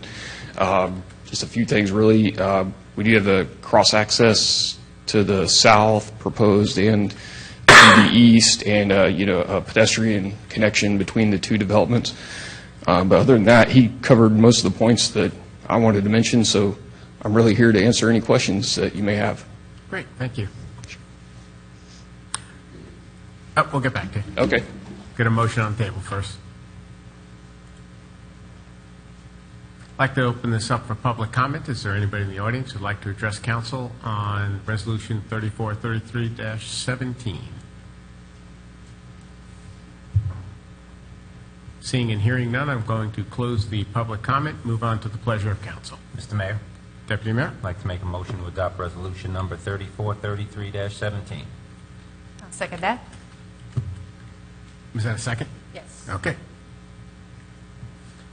Deputy Mayor, you have the floor. No, sir. Everything looks good. Great. Council member? Where's the 3,800 square feet of pervious surface going to be? I'm hoping it's around the 45-inch oak tree, because paving all around there is going to make it really hard to keep that thing alive. Yes, ma'am. It's near there, not exactly right around it, but immediately to the east of the tree. It's hard to see on that I need map. a laser but, pointer. yeah. On one of these maps, there was like a big circular thing. Is that the tree's canopy that was depicted there? It's actually a small retaining wall. Well, there's a tiny retaining wall, but then there was a larger circle, and I was wondering if that was the drip line of the tree, because I did... It may be. It has Okay. a very large canopy. It is. on it. It's a huge tree. It's beautiful. Yes, ma'am. And then the pervious parking stalls are along the southern row of parking on both the retail and the Chick-fil-A site. So we're talking here? Yes, ma'am. And then the tree is Yes, ma'am. And let me scroll through real quickly. In the agreement, there was talk of adding a cross-access easement at a later date. Just so I'm understanding correctly, it's already planned as being designed. Is this being done in phases? No, ma'am. It's already, just like you said, as part of the plan, there's one proposed on the east side to the property to the east, and also to the south, which is the pet supermarket and Tires Plus that exists there now. Okay. On the parking, there are a couple of compact spaces that are larger than necessary. Is there any particular reason why they need to be that big, or could we shrink the parking lot by 2 feet for these spaces and get 900 square feet more of pavement? Which spaces were you referring to? Total of 29 compact spaces are proposed instead of 25 allowed by the LDC. So it looks like you're asking for more parking than is allowed. This is page 3 of the memo. If you're referring, there's several of the compact stalls that are 9 by 20 foot. If those are the ones you're referring to, I believe those would be the ones on the center of the retail lot, that center drive there. And could we scoot the pavement, all the pavement over? I'm trying to look at the design, seeing if there's any opportunity there to just create a little bit more open space that's compact with, contiguous with other open space without impacting your design too much.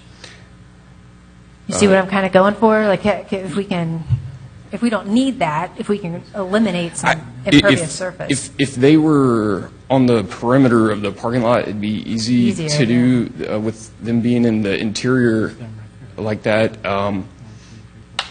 Not as easy. Trying to think. Could we flip-flop? I don't know what level of big dealness it is to move around parking. The building itself looks like it's probably a standard design, and it needs to be what it is.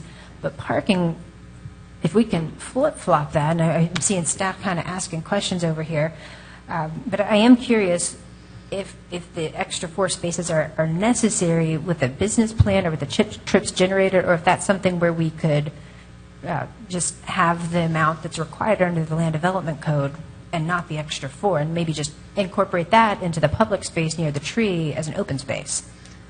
I guess whether they're hoping to get as much parking as they can so that they have sufficient parking for the customers. There's a drive-through too as well, correct? On the Chick-fil-A on the only. Chick-fil-A. Yes, okay. ma'am. Excellent. No drive-through on the retail. Okay. Let's scroll through here real quickly. Thanks for bearing with me. And on the second to last one, I have a few notes, which is, I believe, and maybe the city attorney could chime in, the second to last attachment in the agenda looks like it is the master land use plan agreement. And there's talk in there of tree mitigation, and that if the large tree doesn't make it, that you just pay because it was impacted. So my reason for asking about the pervious surface and its location is hoping that you might be able to add some pervious surface in front of that tree to improve its chances of living versus letting that go. Because it's a bit of a staple on the corner. It's the only tree left at that intersection. Yes, ma'am. And as you saw, it's already somewhat impacted and seems to be doing fine. It looks healthy and is surviving with the retaining wall that's already around it. Mm-hmm. Also, with the grading of the site, it's more or less at the natural ground. So we're not doing a lot of digging around it to be able to install the pavement. And there's no utilities really in the vicinity or anything that digs into the ground. So there's a decent buffer around the tree. So we had the city arborist has been out to look at it and has seen the plans, and thinks it has a pretty solid chance of making it. Okay, thank you very much. Mm-hmm. Then I do have a couple of questions for staff. So I don't think you need to hang around for that part. Sure. Is this portion outside of the transportation concurrency exception area? Do we know? I think it is not. It's not within. It is not within I it. do not believe it's in it. And do we have transportation concurrency at this time for adding new stuff? Are we allowed under our own regulations to approve something that will add trips to this area? The one thing, and I'll let them look it up, I believe it's not in the concurrency exception area, just based Okay. on location. Basically, to get to this point, they had to demonstrate it. One of the things you got to take into account is that these properties already have a traffic impact assigned to them because of Okay. the development that had already occurred. And so you're really talking about if there's the net trips, and the net trips shouldn't, based on what's already there, if there's any net trips, I'll let Dr. Correa take it from here, but if there's any net trips at all, they should be minimal. Because it sounds like the parking, just having driven by and passing, it's a lot more parking. It looks like there's going to be about 98 parking spots with the new proposal. But right now, I'd be surprised if there's more than maybe 30, 40 between the two. So that's a concern that I've got. And also, how close is reclaimed Excuse me, water to Mr. getting to Mayor? the site? Councilwoman, can I just ask, all of these questions, I mean, you got to get with the city manager before then. I mean, this meeting, we got so many things to go on. We're changing a project. And I'm just going to say, with this project, we had a gas station there that had thousands of trips a day. Now we're going to get something that's going to be less intense. But all these questions, they're valid, but they have to be asked before the meeting. We cannot debate every single thing like this. We can't go, we never did this, and the staff is you can see they're uncomfortable. This has got to get done before the meetings. I do it, everybody else does it. We can't chew these projects up like this at meetings. When I'm not given the agenda until Thursday, I'm not given the materials until Thursday. I work full-time and I have family in from out of town. I'm unable to contact staff on the weekend because they don't work on the weekend. Okay. So this is the first day I'm able to do I talk to it. them on the weekend, and I read it on Friday, and I have everything going. I'm just saying we can't pick apart projects, and can we change parking? Can we do all this? Because they can't give you these answers. They gotta research them, and it's just uncomfortable. I'm just keeping it real. Well, maybe there's a way that we can have these things bounced off of us ahead of time rather than 4 days prior to right now. But there are questions I have as we have opportunities for redevelopment. I think it's reasonable to say, hey, can we have more impervious surface? Can we do a better job than what we did before? Because that wasn't a very pretty gas station. And let's try to do things as beautifully as we can without greatly impacting the financial end on the developer. But one of the questions I do have is how long will it take for reclaimed water to get there? I'm surprised that it's not there and that they're going to be using well for their irrigation. So it's a city question. How long? Maybe Mr. Wyatt can speak to that?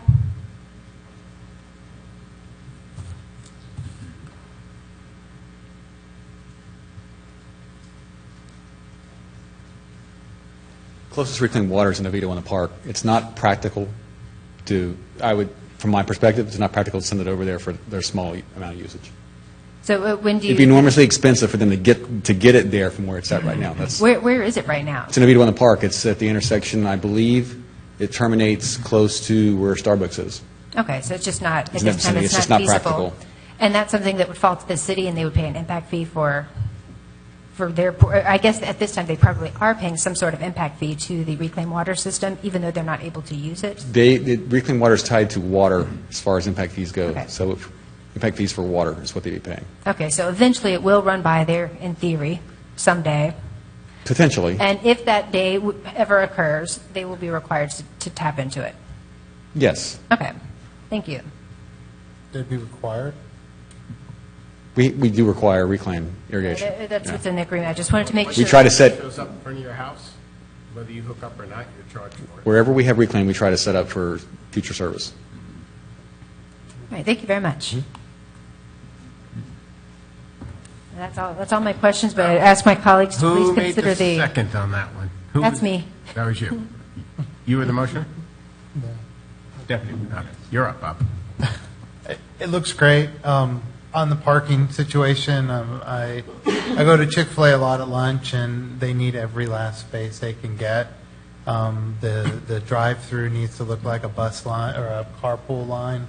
I think they had the city council in mind with a little bit larger, parking spaces for some people with oversized vehicles. They got electric vehicle parking, and they got some bicycle parking over here. So I'm happy with the design. I think it looks great. Thank you, Councilmember. Well, I can say that by looking at this plan off and on for what seems like 2 years now, across the street, down the street, up the block, over here, this one actually gives the drive-through line the most stacking capability out of the other 3 plans and 3 locations that this thing was floated around about. The original one over at Albertsons, you were kind of just jamming it in there. Then it got changed a little bit, made it a little bit better, but this one happens to be, in my opinion, it looks to be the best layout. Also, I see the decel lane on Mitchell Hammock Road.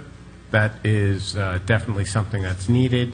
It looks like you can stack, 50 cars, 40, 50? 50? 58. Okay, but without the turn lane, then you're stacking about 40 or 50? Yes. All right, well, that's not something that's unneeded for a Chick-fil-A. I mean, they do have quite the following.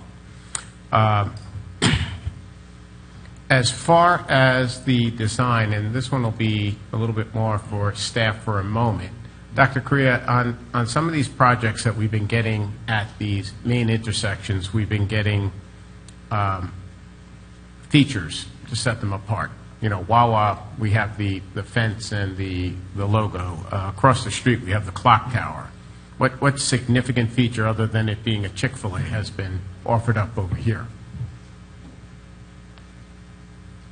So we try to use the tree to provide like a semi-public area with benches. So that's what we propose So for there's this nothing one. out on the actual corner. No, it's not the corner. But I think the applicant wants to get up and... Just those little eyebrow-shaped things that wrap around the north and the west property line are some decorative walls. Okay, so there are some decorative walls up front, kind of wrapping the corner a little bit, similar to maybe what the Wawa has, if you're familiar with that. Is there any sort of city seal or identification or anything like that on them, or is it just more decorative to match the Yeah, project? it's just more decorative hardscape type of knee wall, retaining wall. Okay. Yes, sir. So that'll be out along the corner of Mitchell Hammock Road. So what I'm trying to avoid, and I think what the council member was getting at as well, is that, you know, rather than just looking at a stacked drive-through line, that, you know, I'd like to see something in there that's screening it somewhat from the roadway. Like, for instance, over at the Starbucks, when they came into town, I mean, they put in a pergola, they added a 4 or 5 foot high wall. I mean, I'm not necessarily suggesting that it's going to block all your vision, but I do think we can improve that a little bit. I mean, you know, looking out over a dry pond to wrapped around cars, while the layout is great, I think we can improve upon that. Yes, sir, and that's what there's 6 or 7 of them, little separate, little curved decorative walls, and it'd be some really nice ground cover around them, and there's also something that you don't see on this plan is the trees. There's also be trees in between the drive-through and the road. I see these little curves. Yes, sir. All right, so that's about how high, knee wall? About 2, 3 feet? 2, 3 feet, yes, sir. 3 feet? 3 feet's better. Find that.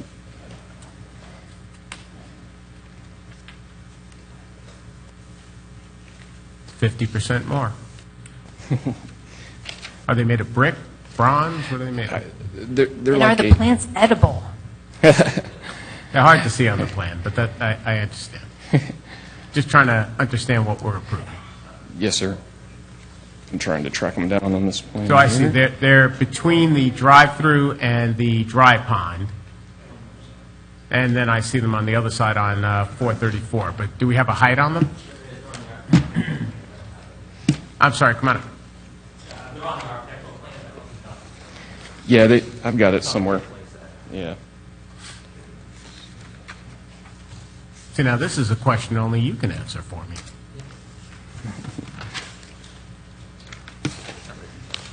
Yeah. Mr. Mayor, as these guys are looking for that, I would love an answer on how much the Land Development Code requires for parking versus how much has been requested, just to know the amount more than the minimum that's being requested. And I will do better at trying to ask you guys this stuff ahead of time. This is an exceptional week on my end.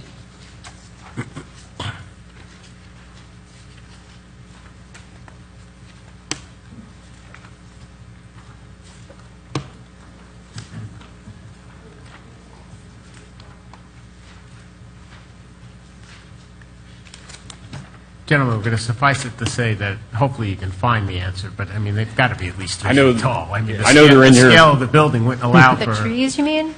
2 foot. Oh, the wall. There we go. There it is right there. Okay. So it varies. It's 42 inches. It's 32 inches at the smaller side, and then there's columns that are at 42 inches. Okay, so I see what you're doing. A little up and It down. bumps up on the 2 ends. Okay. And All right. they are brick. And they are brick. And the whole building's brick, right? And it's a lot of brick. That's what I meant. That red that we see on the building, because it's hard to see in the drawings, of course, is brick. Yes. Okay. 2 colors of brick. Pardon? 2 colors of brick. Oh, well, of course there's 2 colors of brick. Our Development Services Director was after it and her staff. So the parking, the required for Lot 1 for Chick-fil-A is 50. What we would require, they're providing 61. And for the retail is 30, and they are providing 37. So it's 11 plus 7, 18. 18 more. All right, thank you. All righty. Well, that's the only question I had. Like I said, it looks like a good use of the corner. You know, we're getting that corner slowly cleaned up over time, and, welcome to the city. Now, the only question that we're all going to be asked, if this is approved tonight, is when is it going to open? Well, okay, that means a lot of things. Give us a quarter. What quarter are you looking for? It really depends on the user. One of the one buildings knocked down, he has some time to get out of his building. So it really is going to depend on how quickly he can get out. He's got up to 4 months. So I would say from here on, it's going to start within the next 4 months. Start within the next 4 months. We need about 6 months to build it. At the most, yeah. There's a lot of underground work we got to do, but I would say at the most 6 months. So we got 10 months from now, so we're looking spring of next year. That's safe if that's what a council member has asked. Yes. Can I have your cell phone number when you don't deliver that, and then I'll have all the citizens call you? Because there's a lot of moms out there waiting for this thing. Now, are you going to have like the Chick-fil-A playground deal in there? And It's the big Chick-fil-A. It's their big one. okay, because that's all we hear about. Honestly, I mean, every member up here will tell you it's there's a lot of angst sometimes about things that are happening, but the only thing I want to know about is this. So, all righty, I appreciate it, guys. Spring of next year is what we'll tell them. We haven't heard any traffic-related things for Chick-fil-A. Mr. Mayor? Yes. If I could ask a question of the applicant. There's 18 more spaces there than are needed under the Land Development Code, and I noticed there's 3,600 square feet of pervious surface. Is there a correlation, or am I just imagining that 18 times 2 is 3,600? Because it would be 200 square feet roughly per parking spot. Is there any correlation there? Is that something that I'm excited if that's what it is, but I was going to ask for you guys to, since you're wanting to have all this extra parking, to make it pervious. But if you've already done that, and correlation with that, and it's not a mitigation technique for something else, that I would be helpful that you could, without changing your design too much, just convert another 3,600 square feet to pervious There's parking. 20 parking spots that are impervious right now. Pervious, okay. And just to be nice, what was the inspiration? To apply with the comp plan. That's one of the requirements. So. Okay. Are you able to do any more? Since there's a lot more parking there than has to be there. Yeah, usually you want to do it on the outside edges, just because it helps drain to the outside.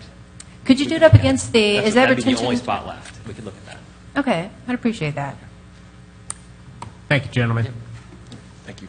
All righty, we have a motion on the table to adopt 3433-17. Before I call the question, is there anything else for the good of the order? How would one, Mr. Mayor? Go ahead. I'm trying to do better with my decorum. That's okay, you do it. Do it. What would be the right process to ask for them to include another? And I think we might need to name a number of additional pervious parking spots that we'd want to include so everybody can move forward without them having to come back. Well, If that's something that everybody has consensus on. yeah, sounds to me like they've got 20 in there already, and they've already come up and said that, they've kind of maxed out on it. Is there any place, I think they're trying to figure out where they might be able to add a little bit more.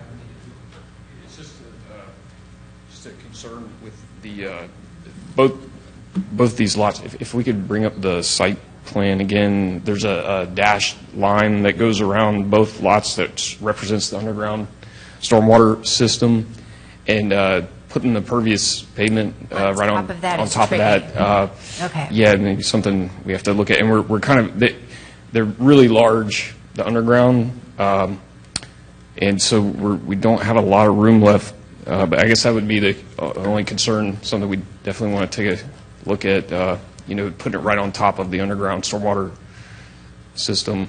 Are you doing the underground? I forgot what that's called, but... Yeah, this one that we have proposed is Storm Tech.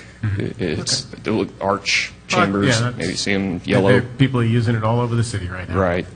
Just if I can make a suggestion, make sure they build it right so our fire truck doesn't fall through it. You got it. Mr. Kopp will explain that to you. All righty, thank you, guys. Appreciate you looking at it. Thank you.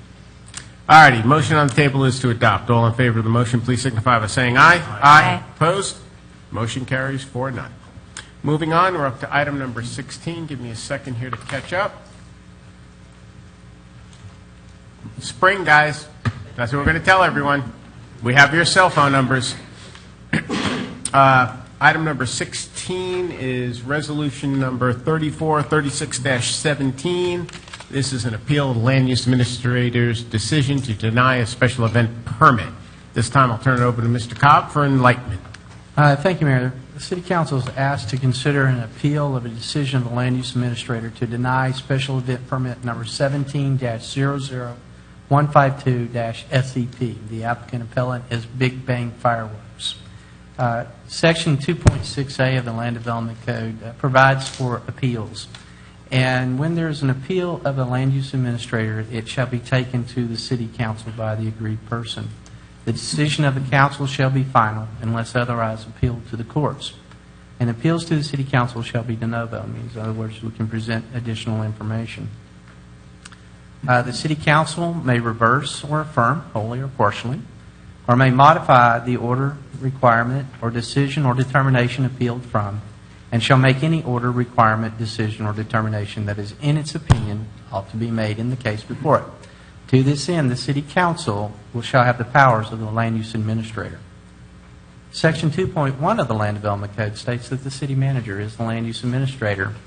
However, the City Manager may assign these duties in writing to a staff person, or he can assign it to the City Council through an agreement with the City Council.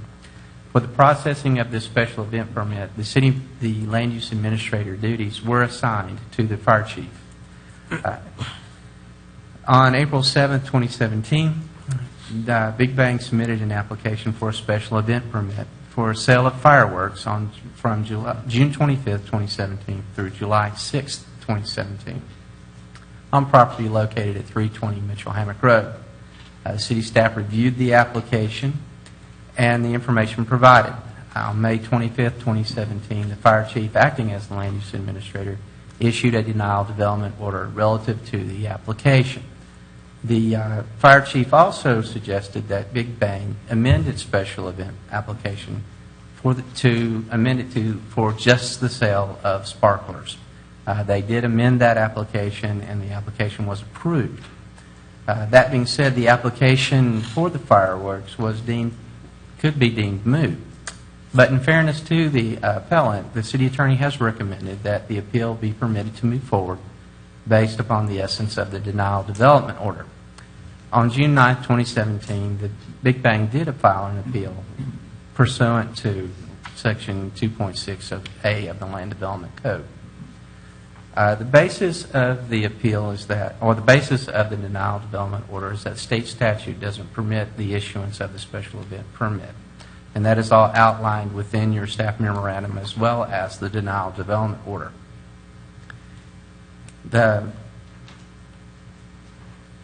Basically, the legislature placed a moratorium on it a number of years ago, and that moratorium has never been lifted. The conclusion that was reached by the staff and the city attorney is that the denial of development order is correct as a matter of law. It is the view of the staff that the city is precluded from issuing a permit the permit that is applied for by Big Bang as a result of the legislature's action in 2007. It's recommended that City Council approve Resolution Number 3436-17, upholding the denial of development order related to special event application number 17-00152-SEP. Thank you, Mr. Cobb. Is the applicant here? Yes. Come on up.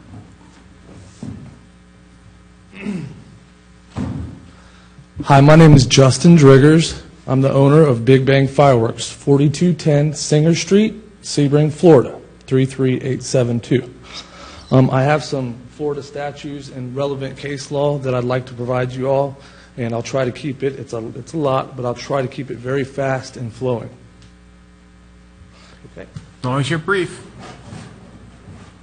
I will do my best to get it all into my time slot here. Thank you.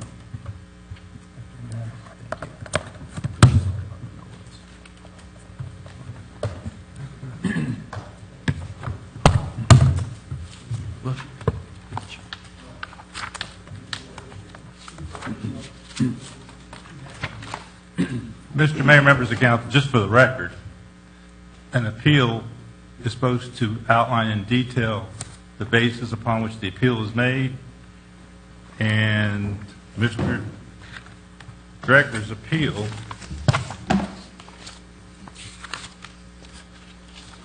is as follows. Please consider this an official appeal request in regards to our special event permit. Reasons: the city's new provisions regarding fireworks are in violation of Florida Statute 79107, period. That's what was put forward as the basis for the appeal. And yes, sir, that is the basis for the appeal. That is what the gist of my whole conversation here will be about. Okay. Can I just ask a brief question? Yes, sure. You've driven all the way up here from Sebring? Yes. To put a fireworks tent in the city of Oviedo? We've been permitted with the city of Oviedo since 2012. These inspections, these permits granted to us were detailed Class C firework permits. Okay. I'm And we have dozens. I'm trying to figure this all out. Yes, sir. Because you can go a mile or two down the road, Yes, be sir. outside the city of Oviedo, go to Seminole County, get your permit, and not have any aggravation. It's the principle of law. Well, your appeal. Yes.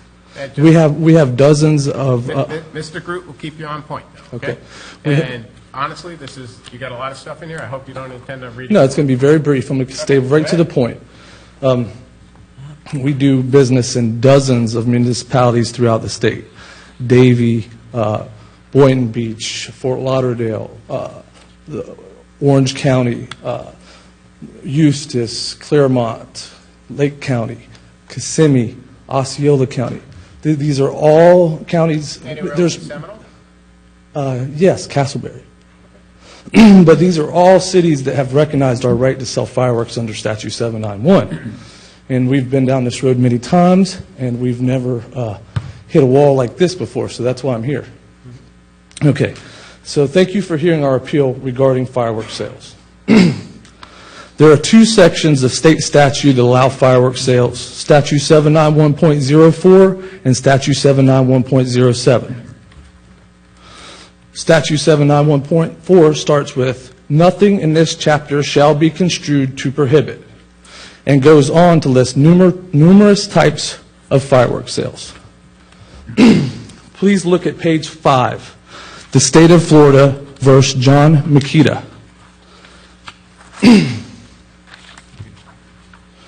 It says we need not look any further than the affidavit that the customer executes at the time of purchase. So when a customer comes in to buy fireworks from us, This decision, which has been appealed and affirmed, says that we look no further than affidavit that was signed by the customer. So we don't have to look for if they're going to be wholesale, retail, which exemption. All we have to do is have that waiver signed by them, and we have no further liability. Okay. So on number 5, the state versus John Makita, it says we do not have to look any further than affidavit. So that's very important because we need not prove the exemption. The statutory exemptions are numerous and vague in Statute 791.04. Please flip to page 6 of the Makita decision.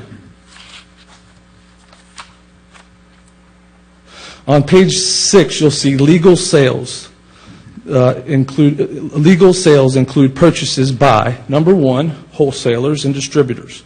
Number 2, county permit holders. Number 3, users for illumination and signaling by railroads. Number 4, users for industrial purposes. Number 5, sport events. Number 6, ceremonial purposes. Number 7, frightening birds from agricultural works. Please pay special attention to the highlighted area on page 7, which is the next page. This confirms an affidavit is all we need to sell fireworks. And then the next page, the conclusion of the state versus John Makita is highlighted on page 8, which is very important. The page following page 8 is our verification affidavit, which every customer that comes into our establishment signs. And there again, we do not have any liability to look any further than that affidavit. Another section, Statute 791.07, is being applied to Statute 791.04, which is unlawful. Please see Phantom of Clearwater versus City of Tampa, in which a judge recently ruled the moratorium in Statute 791.07 does not apply to Statute 791.04. Please take this time to read the amended final judgment, lines 1 through 4. This shows specifically that we do not, that the note or moratorium in Statute 791.07 does not apply to Statute 791.04 and the exemptions we can sell within that section. So a judge has ruled that the note in 07 that has the cap and all this, the reason our permit has been denied, it shows that this decision says that this note is not attached to any other part of the Section 791. This also says that this is for a new retail store. Right, and retail stores and temporary facilities are looked at the same within the statute. There's no differentiation of what one can do and one can't do. They're the same under the statute. There's no limitations for a tent opposed to a brick and mortar building. That's. But a brick and mortar building is a year-round operation. A tent is a temporary permit. Right, but it does address temporary sales in Statute 791, and we have the same rights as a brick and mortar building. I would encourage you to read the whole statute. But that isn't the ruling of the case law that you just brought us. The ruling of the case law applies to... Which case law? I'm sorry. There's two. The one you just gave me. Which one, Makita or the Phantom versus... What they ruled is the moratorium isn't attached to 04. And in 04, like I said earlier, Statute 791 starts with, nothing in this chapter shall be construed to prohibit.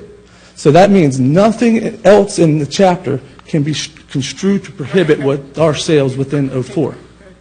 I'm listening. Yes, sir? So let me I get... got a doozy of a question for you when you're all I'm ready. No, you're not. I might be. You don't know me. Oh, boy. Okay. Remember how a council member was picking apart little things in the... Are you coming for me? Design order? Yeah, I love doing that to guys. Okay. It is the opinion of the Florida State Fire Marshal that vendors can sell under Statute 791.04 and Statute 791...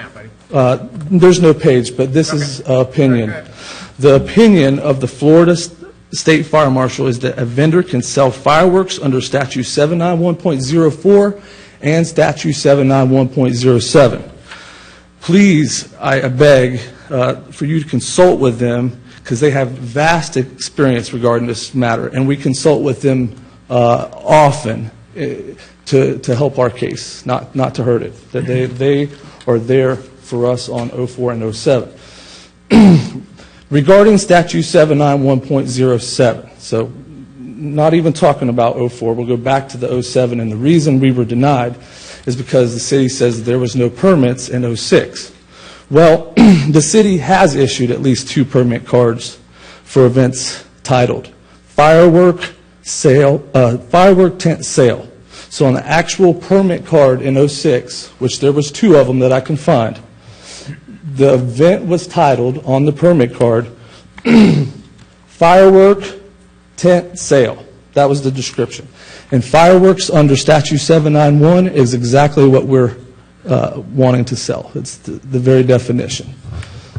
So these permit cards were not included in our recent public records request for all permits regarding fireworks sparkler sales in 2006. But please note, we did provide those permits. They were provided a week or so later after the public records request was concluded. Okay, furthermore, Big Bang Fireworks has maintained 2 fireworks sales permits per year since 2012. And these permits were lengthy. These permits were deliberate.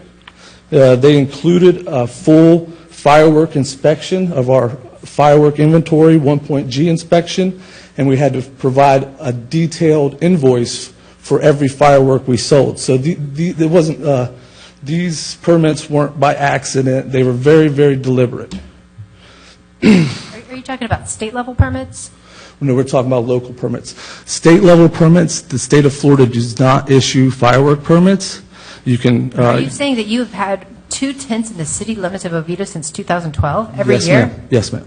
Okay. And what locations? We started out at the old Harley-Davidson place up here. Then we moved to 20 East Mitchell Hammock, which is the vacant The store. Papa John's? Yeah, right there. Okay. And now we're at Tee It Up Golf. We've kind of been moving because of development, but we found a good home with him until this. And we've did a lot. This is something we've invested our livelihood in. Me and my wife, and we started here in the city of Oviedo, and there's a lot of people here that really like our business. Some people disagree, but there's a lot of people here that enjoy their once-a-year firework time. This isn't an everyday, thing. This is, and then again, we have to, stick to state law, and state law says that we can sell these products. Anything else to add? Yes. If the city has any questions, I would be glad to answer them at this time.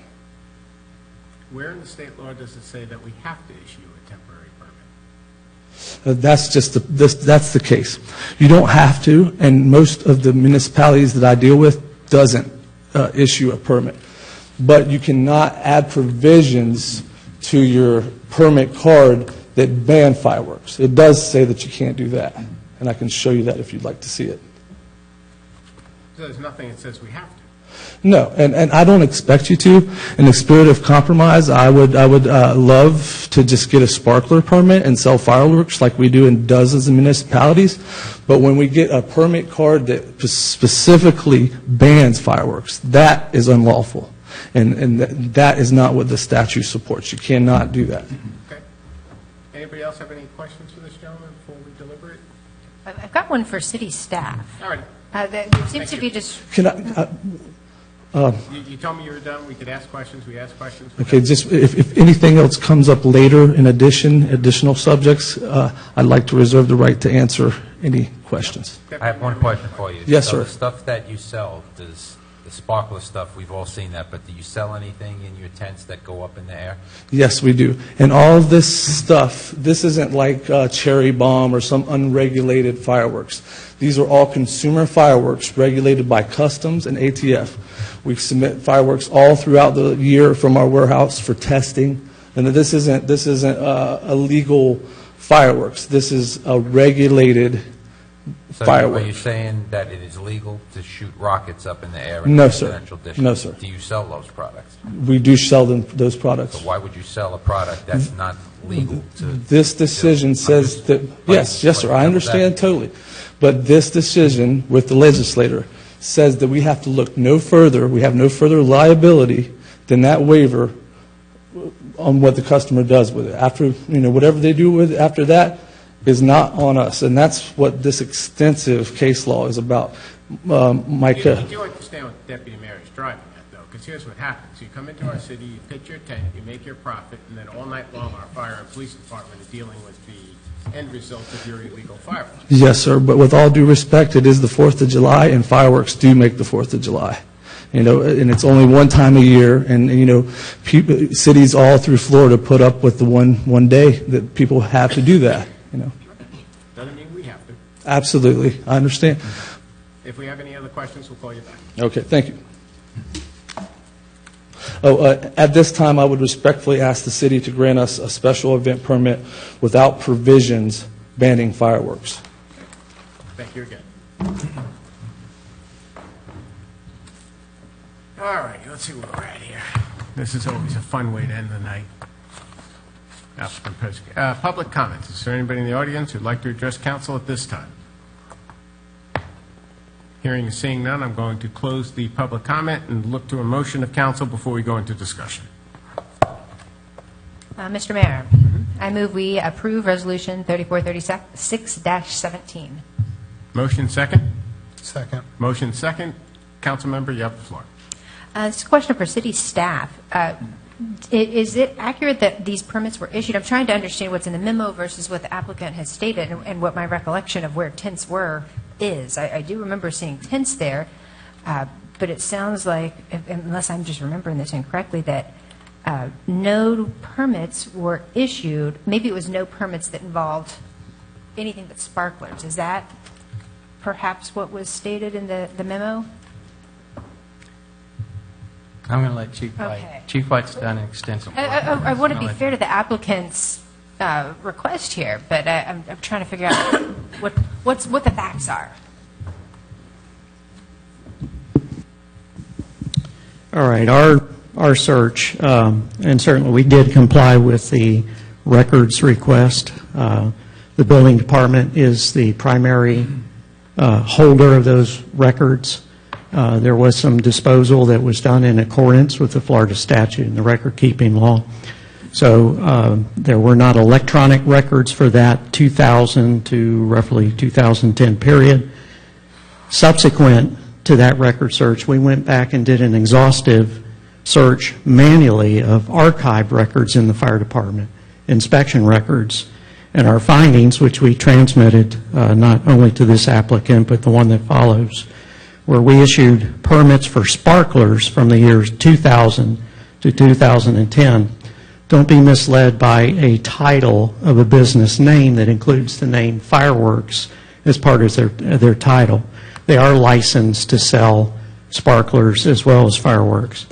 In fact, in 2006, our records reflect 2 sparkler permits, which was clearly written into the permit document. And for reinforcement of why we enforced that, in the year 2005, 2007, 2008, the applicant TNT Fireworks was cited, written citations for illegal fireworks, and they were ordered by law enforcement to remove those products from the site. And we have records of those correspondences. So when they were issued one kind of permit and they acted as if they were issued a different kind of permit. Is that pretty much it? If I understand what you're saying, they were issued a special event permit For sparklers. for sparklers. And then the Yeah. vertical stuff showed up as well, and they were told, stop that. Exactly. Okay, thank you. Yeah. Now, Mr. Driggers is correct. In 2012 through 17, we did issue fireworks permits to him in error, and that's what Mr. Groot discovered. This all was prompted during our extreme drought conditions, our state of emergency, local state of emergency, the county state of emergency, and you remember the 165-acre wildfire. Mr. Driggers prompted a email correspondence to me challenging us on that, So I forwarded it to the city attorney for a lawful review, and that's where Mr. Groot discovered that we were in error for having issued the firework permits for those years that I mentioned. So that's kind of it in a nutshell.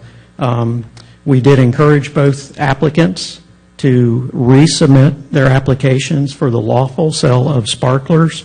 There is a specific reference to Chapter 791.013, which identifies what products are accessible in there, and it's pretty exhaustive. Thank you. And Mr. Groot perhaps could add some other information. It was very well explained in the memorandum. Well, the only thing I want to make sure is corrected is there was a statement that Big Bang Fireworks received permits in 2012. The agenda memo says our research shows that it wasn't created until 2016. And I'm looking at SunViz right now, and it shows it was created in January of 2016. So I don't know how they got permits in 2012 because they didn't exist until 2016. So that's the only thing I would add. I'm curious about the answer, too. I'd love to. Anything else to add, Chief? It does. So you're going to allow them to sell fireworks, just the stuff that stays on the ground? Right, and that's classified as sparklers, and there's a very specific list of what is applicable to Something that. that doesn't launch in the air. It doesn't explode, it doesn't launch into the air, correct. Correct. Thank you. Thank you, Chief. You're welcome. Come on up. You can answer, just answer the question you're asked. Yes, sir. And sit back down. I'll do exactly. Okay, what was the question? The question was... How could you get a permit if your corporation did not exist prior to 2016? We had a sole proprietorship. It was called B&J Services, and then Big Bang Fireworks evolved when Mr. Groot pointed out on SunBiz. So, Thank you. and one more thing I would like to add, because there was additional testimony, and only fair I should be able to answer. Mayor? You got a short leash? This is it. Okay. These are the permit cards from 2006. This is the permit. There's no more to it. This is the permit card. Okay. And that's in this package that you gave us? Yes. Okay. And now let me show you right here. State Statute 79107. Why is it so important what happened in 2006? Because the statute is very important. It addresses 06. And it says that you can't. What's going on here is you have a different entity asking. If it was T&T Fireworks asking, you probably have a little bit more opportunity to say, oh, you've always let me do that. But No. The state statute 791.07 says you can't have any more facilities than you did in 2006. So that's why 2006 is so important. to establish that there was one in 2006. Right, so it says that in the statute. And it says any permits. So it doesn't say permit applications or anything. It says permits, firework permits. So this is the application from this is the permit, not the application, the permit from 2006. The only thing it says on this permit here is firework tent sales. Nowhere on this permit is there the word sparklers, which are two different things in the eyes of Florida statute. So it is our opinion. There were two firework permits in 2006, which... Well, for July 4th, there was one. The other one's for New Year's. But in the year of 2006, there were two. Mr. Mayor, all the records were provided to Mr. Dreggers, and I think Chief All right, White Mr. has Higgins, some have a records. seat. Thank you. Yes, sir. Some records that were provided that aren't being talked about right now, Chief. Chief White, just tell us what you need us to do, what you're going to be comfortable with, or what's within the law.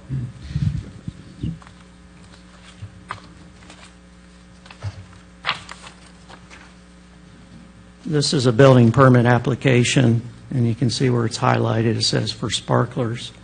This is What's it dated? 6/21/2006 through 7/5/2006. Now, that was for the first. He had two permits for that year. There was a second one as well. That's all from New Year's that you're going to show us now? Yes, 12/21 through 1/3, correct. And those are official records that came out of our archive somewhere? Yes, this would not have been available, like I said, in the building department. They had disposed of those records in accordance with the record keeping. Fire department? We found it after an exhaustive search. I wanted to dig a little bit deeper and found these in our inspection records. Yes, sir. Okay. So those are the applications, and then this was issued in error. Is that the 2006 one that says fireworks tent? That was an accident? No, Or- that's part of the special event permit process. In addition to that is a building permit, and that's where... Building permit, gotcha. Yes. Okay, so we've got Correct. two things going. Okay, we're really We're beating a dead horse. here. And if I say we're beating a dead horse, that's something. That is, I'm impressed. If the lawyer amongst us doesn't want to speak anymore. Yes, Mr. Cobb, you wanted to add something. Mayor, I just wanted to create the relationship. Mr. Drigger showed you the special event permit that did say firework tent sale. But the very first condition that was required was that they obtain a building permit for the tent. The tent permit was issued for the sparklers. And so that's why that we've stated that the city in 2006 issued sparkler permits. We didn't issue the fireworks permits. And Mr. Cobb, we're not saying that they can't have sparkler permits, are we? That's correct. You're correct, Mayor.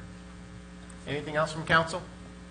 I'm going to call the question. The motion on the table is to adopt Resolution 343617, correct? All those in favor, please signify by saying aye. Aye. Opposed? Motion carries. Moving on, we're going to go to item number 17. We're going to make quick work of it. Mr. Cobb, just brief, please, because it's obviously going to be the same discussion, same result. Mr. Mayor, can I just clarify one thing? 'Cause I know you didn't call on me, but I didn't raise my hand, but that's okay. Mr. Cobb, I just want to be very clear for Mr. Driggers. So I can go into Target and I can purchase sparkler stuff, or Walmart. I can purchase sparkler. So we're not saying he's not welcome in the city, or the applicant that is giving us the next one you're about to introduce. They can set their tent up and sell all that stuff. With the way that the city attorney is interpreting the statute, they can put their tent up, do all the stuff, but just sell the sparkler type stuff. They just can't sell the stuff that goes up in the air. Is that correct? Mr. Deputy Mayor, my understanding is that they've already been issued special event permits to sell that type of firework. Okay, so what I'm getting at is we are not sending him home empty-handed. He can set up his tent and set all the stuff that lots of people use. We're not saying, and we're being anti-American here, you can't have fireworks on the 4th of July. So what Target is selling and Walmart is selling, he has obviously a lot more selection, but he can still do that, and that's already been issued, so we're good. Yes, sir. All right, I just want to make that clear. Thank you, sir. No? You're done? Mr. Cobb? Resolution 3437. This is 3437-17. Yes, thank you, Mayor. This is a request to consider an appeal of a decision of the Land Use Administrator to deny special event permit numbers 17-0026 and 17-0027-SEP. The applicant is Bullseye Retail. As explained before, pretty much this is the same issue. Except in this case, the special event permit was issued in error. And so rather than having a denial development order, you actually have a denial revocation development order because the development order revoked the permits that were issued in error. Through the appeal, you will set as the land use administrator. Once again, the fire chief was delegated the land use administrator duties. The fire chief did issue the denial revocation development order, and also suggested that Bullseye amend their application to be sprinklers only. That did occur. However, the city attorney, as with the other case, did recommend that the appeal be allowed to move forward. Pretty much the same thing. The city staff issued the denial revocation development order based on the state statute that the city was preempted from issuing such permits. It's recommended that the City Council adopt Resolution Number 3437-17, upholding the denial revocation development order relating to special event application numbers 17-0026 and 17-0027 SEP. Thank you, Mr. Cobb. Applicant present? Yes, sir. We're not going to have a complete rehash, no, though. This is mine's a lot easier. Highlighted in the okay. I'm loving the tabs. Do you like the tabs? Thank you, sir. Appreciate it. We can share. All right, well, we already discussed that permit. Let's see. We already discussed this permit. Oh, you've got the whole permit, I see. Yes, sir. So you actually have the part where it says for sparklers only. Well, hold on. Andy Yeagley is my name. Okay. I'm just saying, it's in here. Where's that? The 2006 permits for sparklers only, for sparklers only. Which one you looking at? The 2006 one says firework tent sale. No, but but he has the actual permit Okay. with the number on it for sparklers. All right, go ahead. I'm sorry. All right, which one are you looking at, just so I know? I was just looking at the 2006 permit, so very. Oh, 2006, yes, sir. Yes, You sir. handed this to me. No, I just want to make sure I was following you. It does say sparklers, and I agree with that, except for that's a building permit application. Okay. The permit actually states fireworks tent sales, and there's a language always that is fireworks sparklers, is sparklers fireworks, or is everything fireworks. That's the gist of it. Okay. Well, when I got my notes from the city on the refuel, it says the number of permits for temporary retail sales, facilities such as tents, engaged, same thing he said, are issued March 8th, 2007. So anything that was before that was allowed. Well, if you look at on number 3 on my denial, it says the city of Oviedo did not issue any permits for temporary retail facilities such as tents engaged in sale of fireworks during the calendar year. Well, if you look at the very first page, it says fireworks tent sale. And that is huge in our business because... But then on the application, which has the permit number right on it, it says for sparklers.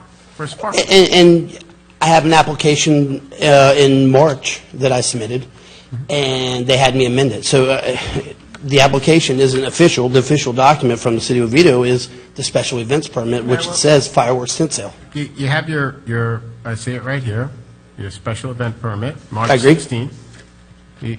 You've got it in. They're willing to approve for sparklers. I don't know. Well, the problem is that the sparklers are not the stuff that we get calls about until 2 No, o'clock sir. and 3 No, o'clock sir. in the morning from I constituents highly- who don't like them? Is that what you're saying? I tell them don't do that. Yeah, well, they do that. Hopefully they'll just cut it off like 9. That way nobody gets... Guys, this is that important to you, go a mile down the road and sell all darn things that blow up in the air. I actually grew up in Orlando, and my partner lives in Oviedo. And so I have a little bit more to 2 miles it. down the road, Sir? have all the fun you want. I've got a good relationship here. When the chief called and said it was a fire ban, I agreed. I said, if there's a fire ban, then fireworks aren't going to be good anyways, and I laid off of it. My only thing is I have 2 permits that were issued to me March 16th. I have one for June, I think June 20th through July 4th, and I was issued a permit that says July 5th or December 15th through January 1st from the city, and it's the same permit that I did last year. Last year, we sold the stuff that went up, signed the waiver, which he won extensively on the 791.04 and 07. And so we've done everything. We're not asking to do anything that we haven't done in previous years. And so, and the reason we went back to the 07 was the number, it says the number of permits of the previous year. Well, in 2006, it's showing fireworks tent sales. Now, there's whether fireworks are sparklers or fireworks. So, in other words, your tents are very busy, is what you say. Sir? Your tents are very busy? Is that Yeah, what yes, sir. Yes, sir. Yeah, where you get 100, 200 people a day? Nah, I think we get 50 or 60, and obviously the 3rd or 4th is a little bit more than the regular ones. What but happens on the 3rd and the 4th? A little better. 100, 200? Maybe. Yes, no? I'm not sure. I've never What do really you think? just... Give me a number. I'm going to say 50. 50. All righty, so I'm going to deny your permit because in the permit you said 20 to 30. Permit's denied. Next. We got to all vote on it. Be nice. Follow the rules. I mean, I've listened to everything else. I am following. It's a little unfair. Mr. Mayor? Yes, go ahead. I really have a headache. I got to go home. I just want to say what the city council is struggling with you and Yes. Mr. Driggers is contrary to what some people believe. We have a city attorney here who's been here for 40 years, and we trust his judgment, the way he reads the statutes. And I've been here for 12 years, and he's never steered us wrong. And if if this goes to court or whatever, and we find out that it was wrong, then obviously it will be there. But what we have in our packet tonight, I don't think anybody up here wants to stop the 4th of July. Obviously not. I mean, we all care.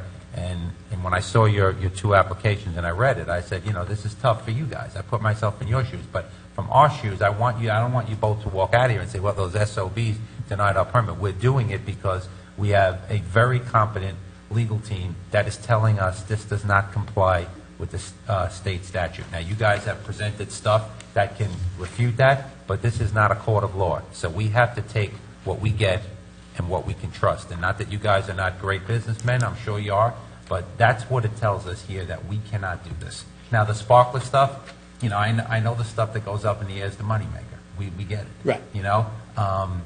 And stuff does land on everybody's roofs, but that happens all over the country. So what makes it real tough? But that's what we have in front of us, a very competent legal team telling us this is not legal to do, and that's why we had one denial. So I agree. I mean, I understand what you're saying. I just go on mine. I mean, I understand my denial, which is obviously that he probably had that he keeps going back to. On number 5, he cites the city of Altamont. City of Altamont didn't have any permits prior to 2007, and so we've proved here that we did have permits in 2006. So some of the denial is based on maybe stuff that he didn't have in front of him or not. I think it was Mr. Cobb who said it. Okay, we did issue some permits, but they were in error until a very competent legal team discovered that, hey, we should not have done that. So that's what we wrestle with. So that's, and I appreciate that's that. where it is. I mean, so when you guys say you had the permits, yes, we issued them, but they were issued in error until somebody started to look at the statute and what it says. Now, obviously you guys are going to go look into this heavy more. We've already looked at it and said it, and if it's different, then we'll be back here again. But I mean, this is not easy for us as an elected body. We're not a court, Right. So that's what we see in our staff packet. And I will tell you what, Mr. Groot and Mr. Colbert have never steered me wrong in 12 years, and I'm not going to change it tonight. So I just got to leave it at that. I mean, but you guys are awesome guys. We appreciate that you wanting to be here, but we got to go with what state law is telling us and how he's interpreting it. That's very simple for me.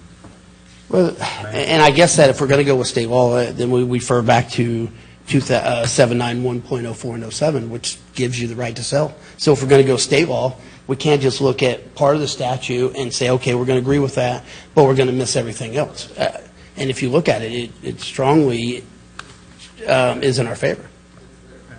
We've really taken a long time on this issue. Well, it means a lot to us. I mean, I got a wife and kid as well. The last time, let me see if the other members have any questions. Right. And then Okay. Thank you. Thank you for the time, guys. I'm sorry it's late.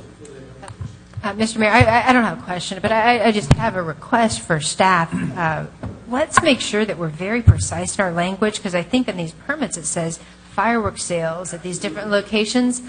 And to a lay person, and perhaps to even the staff members who are issuing these, fireworks sale means sparkler sales. But we're classifying tents in different ways. I'm not sure where the miscommunication has happened, but it sounds like an error did occur, and to never correct the error, I get it. This is a huge economic impact on you guys, and I feel your pain. I've shot off fireworks before, and I know people who sign that thing. They're doing it to scare off birds in the middle of the night. Yeah. But just ask everybody to elevate the level of attention to detail in the future, so there's no lack of clarity to anybody who comes and tries to do business in city limits. Thank you, and I hope you'll come and do the sparkler permit. Yeah, we probably will. But I mean, it's just all the law, all the case law, all the moratorium that was issued in 2007, all had to do with what permits did you have the previous year of 2007. And in 2006, it says fireworks tent sales. And our contention is that it was... On our official City of Oviedo permit card, right? Sir, you've already had your chance. Please let him speak. And so with it, I mean, it does mean a lot to us. We feel like we are in the law. And, when we asked for the Public Works, the documents, they said they were all destroyed.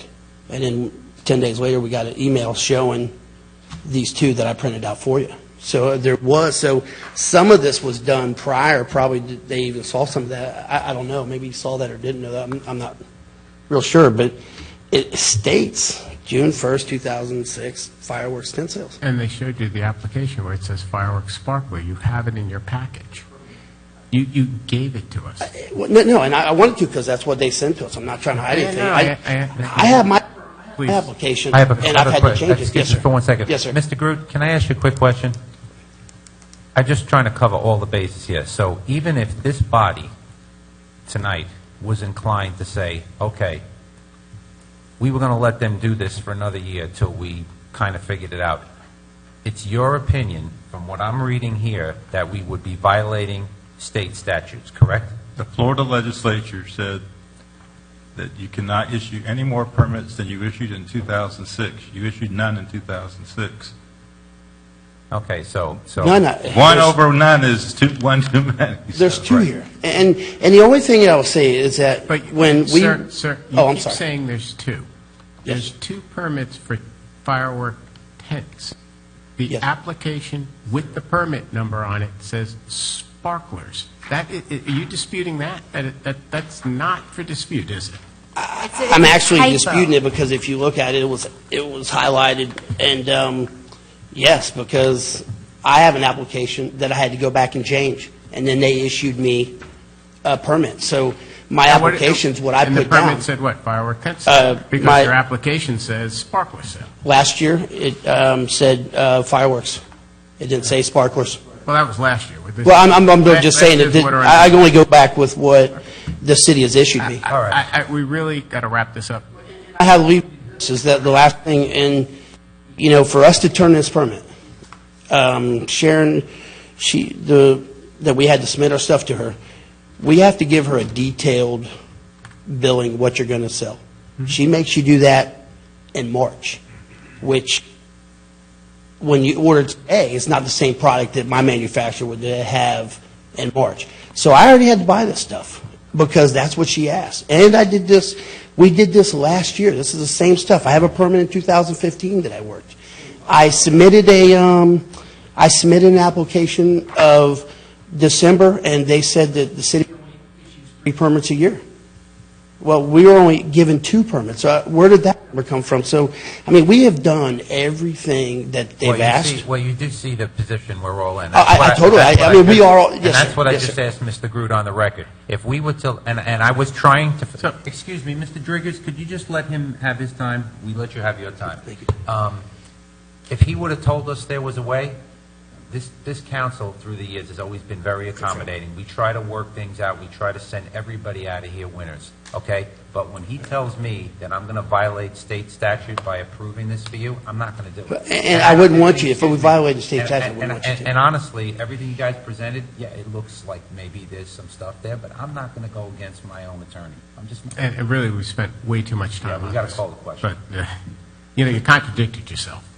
I'm not real sure how I did that, but okay. So when do you buy all these fireworks for this sale that you're supposed to? I had to. As soon as I submitted. You have to submit a permit. You said you bought everything in March, but then. I have to because she wants a detailed sales order. But 10 minutes ago, you told us that you understood that the fire ban was in place and you couldn't have your tent. So you were buying things when there was a fire ban? You have no choice. This is something that we have to start in March. It's Okay. it takes 30 days for a permit to get approved. Let me open up public comments. Thank you. Anybody in the audience want to address council on 3437-17? Mr. Mayor, didn't you say I could respond if there was anything additional brought up about this? Your case is closed. It's in regards to the same thing. It's very important because there's more issues brought up. Mr. Chief Judd now? Can you escort Mr. Driggers out? His hearing's over. Can I get my votes back? Sure. Brought that on yourself, sir. I think one might need to remain as a public record. Yeah, one has to but, remain with. One does need to stay.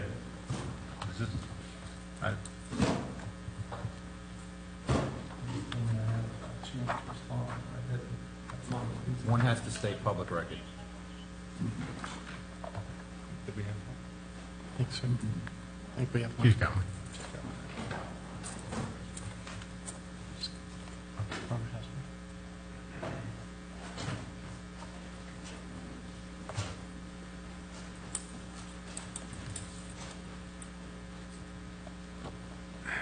over fireworks. Is there anybody in the audience who would like to address council at this time? Seeing and hearing none, I close public comment, and I move on to the pleasure of council. Need a motion. Mr. Mayor, I move we approve Resolution 3437-17. Second. Motion second. Council member, anything else? That's all. Sure. I am. I'm saving it for next one. There you go. Oh, my goodness. Councilman Pollack? I'm good. Deputy Mayor? All right. Call the question. All in favor of the motion on the table to adopt Resolution 3437-17, signify by saying aye. Aye. Opposed? Motion carries. Moving along, we're up to item number 18. Mr. Mayor, can we take a quick recess? Yes, we can. 5 minutes.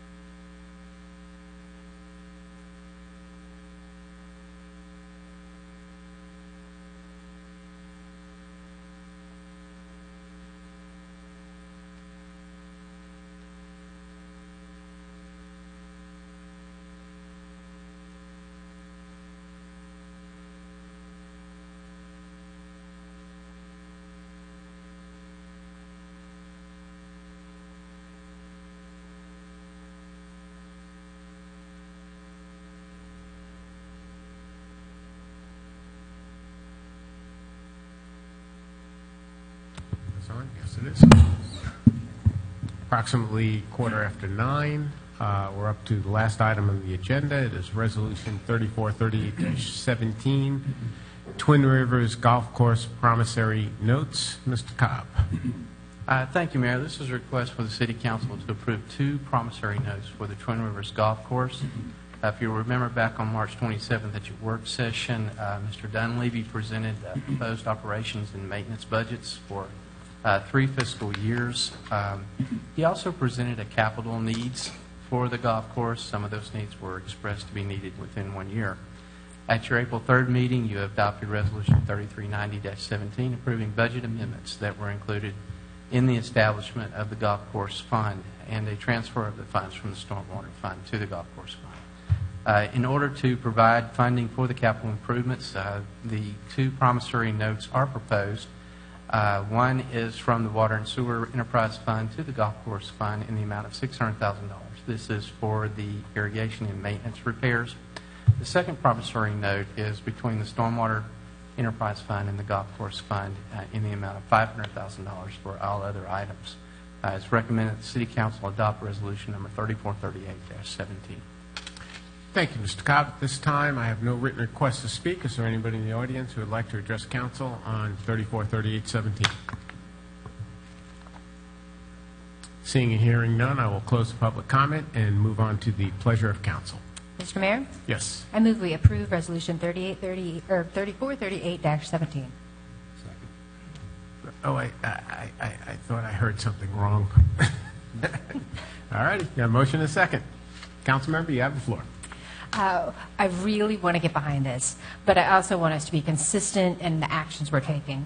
At our last meeting, we did approve about $110,000 in consulting fees to explore where we were going to put the 60 acres worth of perk pond water, or that capacity, maybe not that horizontal area taken up. But one of the places being explored is the golf course. So if there's a potential to have our consultants who we've already decided we trust them, we're going to probably take their advice seriously, there's a possibility that 60 acres of that 300-acre golf course could be recommended for perk ponds or something along those lines. So my hope is that we can figure out a way to do things in the right order so we are not investing all that money to figure out where to put the water. And then on the list here, we've got a nice breakdown list. I want to support the direction the council has already decided to take, but we need to make sure that we're not redoing irrigation to the tune of $600,000 if 20% of it is potentially going to be wiped out for stormwater or reclaimed water. So that's my concern. And that's a valid point. Mr. Cobb, can you answer that question? Are we doing this in a specific order where, because, and correct me if I'm wrong, council member hasn't served quite as long as some of us, but there was an overlay of those perk ponds at some point in time from CPH, wasn't there? Weren't they working on something on what we were going to do? No? Okay. No. Years ago, didn't they start it? But I guess we never got all the way into it. They evaluated certain areas that they went and looked for vacant land. Okay, but we never went any further. They just did Kerry was doing it, Zaki, if I remember. Because I remember he was looking at the big pond behind Winn-Dixie or something, right? Wasn't that one of them that could... Come on up for a second, Bobby. Just And I think one of the easiest ways to resolve this is to find out when they're going to have that study back, because that'll have no moving pieces. If it's next week, then Studies due back in October. Oh, October. It takes that long. Now, if I remember right, they were looking at that pond behind Winn-Dixie as one of them that could hold more. I can't remember the specifics of the report, but they were trying to find a site that would work. And at that time, we weren't even exploring the golf course. So it was an idea that was out there, but it wasn't tuned into it specifically. All right. The report that was approved last council meeting specifically looks at, can we possibly relocate these ponds to the golf course? Okay, but we would be using, I would assume, primarily the existing ponds that are there in some form or fashion. The idea would be, yes, sir, if they could be because the council member is right. or reused, yes. We're going to put in new irrigation and then tear it up in 2 or 3 years. I would not assume one-to-one 60 acres to 60 acres. I mean, if you can expand existing ponds or build new, I mean. So the dollars that are being asked this evening is to repair the current irrigation. That's my understanding, yes, sir. Mr. Cobb, That is correct. Tonight, what's being asked tonight is to repair the existing irrigation system. And the need to get it done expediently so that the golf course will have the opportunity to heal from the construction before the fall season starts. Right, because right now we have the afternoon rain, so, Yes. you know, when I drive by it on Lockwood, it's greener than it's been in 5 years. And that's why it's a good time for us to go and do the repairs now, and also to take a look at, while we've got it torn up, also take a look at the bunkers as well. And so this is that initial fix to fix the irrigation. The low-hanging fruit. Yes, sir. Okay. I'm sorry, Councilman.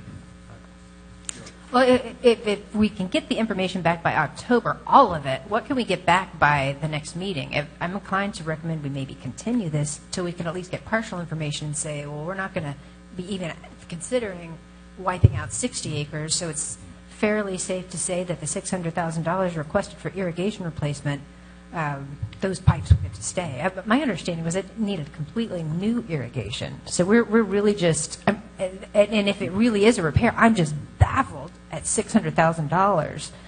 There's a lot of repair that needs to be done. So we're talking like we're pulling up pipes and we're putting back broken pipe, or putting back unbroken pipe? I think it has to do more with the repair of the pumps. There's also repair. There is repair. Because that's a separate thing. The pump station repair is $100,000, and then we've got There's still some further repair that needs to go along with that. There's also repair of certain areas, certain heads within the areas. There's also putting it on a new control system. The control system right now is very antiquated, and so this would. So we're talking like the Rainbird, the equivalent of industrial equivalent of such a thing. Yes, a Okay. more one that's actually uses technology. All right, very good. Weren't they talking about an irrigation system off of iPads or something? Yes, sir. Yeah, that's what they're talking about. But to give you the way I look at this is that they're really two different things. The study's going to determine if we can use the golf course, but two, how we can do it. And the focus would be on using the existing ponds on the golf course. Okay, not going in and ripping up holes, but actually using the existing ponds, because there are quite a few of them that actually lend themselves to maybe a few reshaping or shortening, reshaping, maybe making deeper, or building it up a little. Those ponds could hold excess capacity. And so this is more about getting the course, fixing the irrigation system was the number one thing that Down to Earth identified as what would be needed to bring the course back. But the thing about it is that we have a short window because we don't want to impact the course during the peak season when we have the most golfers out there. During the summertime, that's the best time to do it because, as the mayor said, it's a rainy season. So we have a limited window of when golfers are there. So I think they're two different things, quite honestly. This is more of to repair the existing infrastructure to make it so that we can get the golf course coming back. What we're talking about with the study is to take I like to use Mr. Wyatt's word, a holistic view of how the golf course could be used to put the perk ponds, the water that goes to the perk ponds, to put them there. What we've been looking at is more of a reshaping of the existing ponds, not a total impact to the golf course itself. The report that was approved last council meeting is what I call a roadmap, completely unrelated to the irrigation at the golf course. These ponds are used whenever it's raining. Where does the water go? Where does the reclaimed water go? Well, it's got to go somewhere. So it goes to the perk pond, so it perks down when it dries out. Irrigation is a completely other thing to keep the Oh, I get that it's a totally different thing, but there was talk of perhaps having some place on the golf course, not necessarily the existing holes, pond, water holes, not golf holes, be involved. Oh, you're exactly correct. Yeah, it's accurate. And there was even mention of having silos somewhere in the mix, and it could be in portions of the golf course that maybe aren't visible. I mean, my understanding from the study was that was not off the table, that we may take. I would say that nothing's off the table, but I would I'd be curious to see what the solution I would is. say that would be probably the lowest priority. If we can put it someplace else, it would be better. It probably wouldn't go over very well. Okay. Yeah. Oh, thank you very much. I appreciate that. Yes, ma'am. Anything else? Councilman? Not at this time. Okay. Who is the second? Deputy Mayor, anything? No. Everything's good. March on. Councilman Pollock? Place is looking great. Looks good. Looks good. Well, all I got to say is, Drew, you got to start generating revenue. So, I'm going to keep saying that to everybody.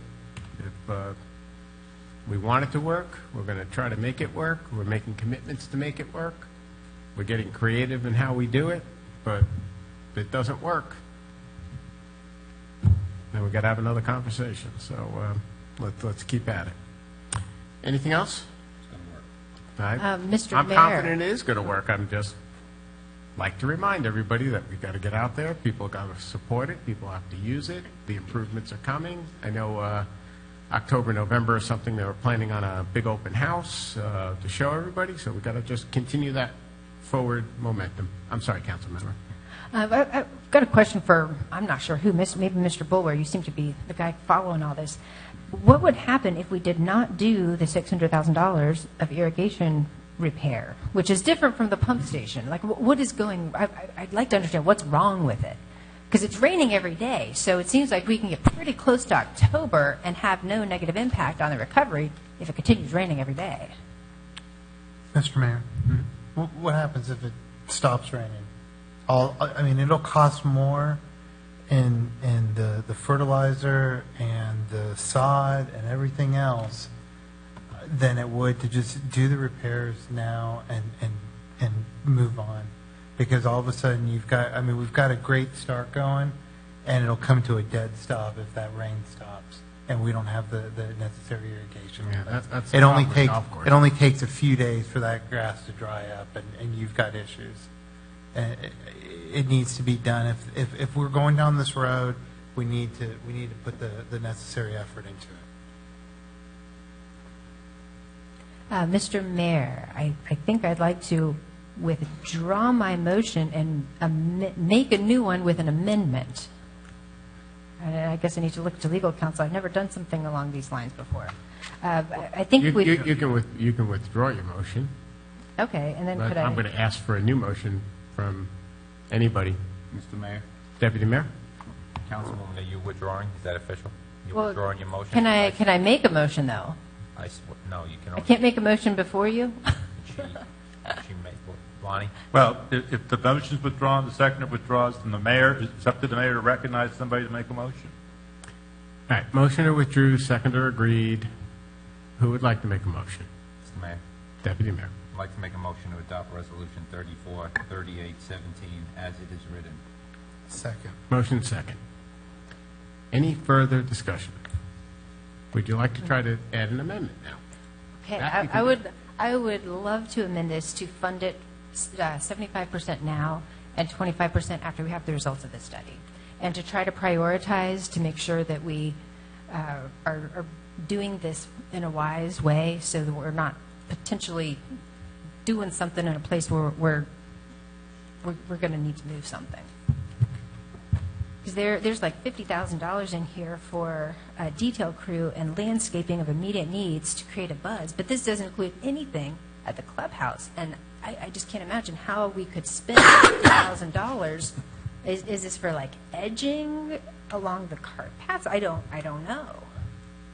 Oh, well, I made the motion, so I would say I appreciate all the thoughts of trying to save money, because I like to do that, but I have to just tell you, for me with this golf course, and I know, you know, the mayor's talked about it, you know, you came and you were new and you got kind of blindsided with all of this, but look, I'm spending what it takes to do it. We promised this city and we promised these citizens that we were going to make it work, and we have to spend the money, and I have professionals advising me who do golf courses all over the state and telling me this is what it's needed. I know people that used to work there and don't work there anymore, and the first thing they've always told me is that the irrigation system there is terrible. You know, heads not pointed right, things are just not working. So, you know what? In case what the mayor alluded to, that, you know, if this doesn't work and it has to become a park someday, well, I'm not going to sit up here 3 years from now and tell somebody I didn't try the best that we could. And you know what? We're going to do it. At least for me, I'm one vote, and whatever they tell me, I'm going to do it until it comes back to us where all of us, the council, these guys, citizens tell us it ain't working, but we got to go out and do it. So although I appreciate the thought. It's not a bad thought, but I think with this course, we just all have to we're in this now. We borrowed the money, and I think in the end, if you all have a little faith, I think people are going to start saying, wow, we have a golf course out there in Oviedo, and people are going to leave their own cities to come and play here. Just give it some time and trust it. Or we'll get UCF to recognize that we've made the commitment. And they will. That's what they're waiting for. They will. But not a bad thought, but I think we'll just leave it for now. Mr. Mayor, what level of oversight, like, if we were to approve this, will we have people checking in and saying, here's what we've done with the money so far? I mean, that's really my concern. Nick comes in here all the time and gives us the updates, what's happening. Will all 1.2 million of it, or 1.1 million of this be, oh no, it is 1.2, be spent by August? Is that kind of the idea with this schedule? It sort of says spring, summer, immediate, spring, summer. So it looks like Don't it's... forget, too, it said not to exceed. Doesn't mean it's going to be that. If they go out and they get bids and they get things cheaper, it might be a little cheaper, but, just have a little faith in it. It's going to be good. Drew's very good at squeezing every penny out of a dollar. That I'll give the man. He does drive us crazy sometimes, but... It'll drive me crazy if 1.2 million goes into here and the whole daggone thing is not retained as a golf course. Well, we don't have a crystal ball here. We I gotta have know, some but faith. we will have a crystal ball come October. Yeah, but it sounds like the timing, like we're just... Yes, but the we're a crystal little ball in off. October, is going to tell us about the perk ponds. The crystal ball we have, whether this is going to be on and it's going to work or not, is there's so many things have to go on. But as the mayor was just saying, if UCF ever comes here and that place ever says, home of the UCF Knights golf course, it's going to take off, and it will. Trust, you got to have a little faith here. But we can't keep killing this every step of the way. We all got to be here and go for it, But Yeah, it doesn't sound like the amendment, this motioner is agreeing to your amendment. Alas, I had to Nothing try. I can do about that. No, can't do anything. All right. So the motion on the table is to approve it as presented. All those in favor of the motion, please signify by saying aye. Aye. Opposed? I think I'm an Carries. I. Four, none. I think I'm an I. You are an aye, I saw that. I'm a hesitant I. That's okay. We'll take it. But Hesitant ayes are- if we can delay some of these things, like I don't know what a sand bin is, if some of this can be delayed. okay, don't worry about it. The mayor's got a headache. Drew, can you ensure, and I know everybody's been doing a good job, and we've been getting updates from Nick, and Brian's been sending them out, but council member is correct, and I don't think anybody up here is discounting any of that. We need to know that this is working. We need to start to see balance sheets, P&Ls. I mean, it's too soon. We understand that, but at some point in time, we're going to be asking for those quarterly, so we can see what's going on out there. Because it's one thing to sit here and say, in deference, go do it. We're behind it. We want it to work. It's another thing to prove it to us that it's working. So, and Mr. Cobb, this is a separate enterprise fund, if I remember, correct? Yes, sir. All right. So we'll see it in the budget. It'll Yes, be sir. in the budget book. Yes, sir. It will be in the budget. Okay. And this one has to be repaid, so I'm happy about that. The There other you part, go. it just went. Hey, everything that you bring up is valid, but just give it a little time. Wait till these reports come. We see these reports, you won't, I can just tell you, if these reports come back bad, you won't be the one cheerleading it, trust me. He'll beat you. Don't leave me hanging, please. And if you ever want, I hope it works, though. I really do. It's going to work. It's going to be great. And if you ever want 100-foot neon flashing signs on Mitchell Hammock Road, he's your vote. Right there. On top of the cube storage. When are we doing them? Yeah. That's it. Play that new Twin Rivers golf course in neon. All right, let's move on. 50-foot sign. Some people. No discussion items. Mr. Cobb, you're going to say no report, aren't you? No report, Mayor. All righty. Mr. Groot? I'm sorry, I have to bring one thing up. That's okay. I emailed you about House Bill 687, the so-called wireless giveaway law. Yeah, how does that affect us? I was reading through it. Well, part of the... What do we have to adopt? I mean, what do we have to do? That's part of the issue, is that the legislature didn't give you a lot of choice as to what to do. There's some things you can do. I think Teresa and her staff would need to study that. But to make a long story short, and I can't tell you all the technical details, but wireless facility providers can place wireless facilities on your utility poles. definition of utility pole includes traffic control devices and the like. There's some things that the city can do in terms of enacting new ordinances. There's some things it can do technically, but I don't think you've even begun to evaluate that, have you, Teresa? And, Now, is that and it goes into effect July 1st. When you say our utility poles, do you mean all of Florida and Dukes and FPLs, excuse me, power poles in our city, or just the ones we own, because I don't know how many that is? It means an authority is a county or municipality. So all county and city utility poles, which includes light poles, traffic control devices, and the like. So any So it's not necessarily lighting, power poles. lighting poles. Think about our decorative mast arms that we put up in our intersections. They could have a... Well, it depends upon whether they're horizontal or vertical, and it gets really... You could also think about your outfield lights within your park. So we can't put any architectural standards on these things? It's very limited what you can do, but you can do some things. And what this ordinance would do, well, this is what I'm asking you to do, if you want to do it, is to start zoning in progress on a moratorium, which is kind of a weird concept, but that's the best you can do right now, is go ahead and have a first, let me read the title of a moratorium ordinance for the first time. We'll end up doing it 3 times. And the idea is to give Teresa and her staff until the end of September, which isn't very long. That's the way I've drafted it at any rate, to get some grasp about what this legislation does to the city.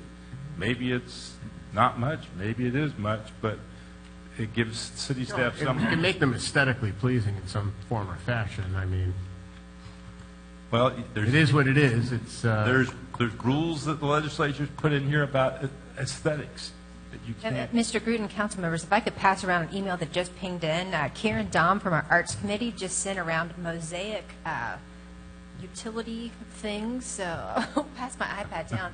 We could do some cute stuff, so let's be creative as we're crafting this ordinance to say, if you want to put something there, we're going to paint your fancy little box, and you have to let us paint your box, put some mosaic tile on it, stuff like that. We the legislature really went beyond the pale in terms of tying the hands of local governments. Let me see if there's consensus for you to read that. Is there?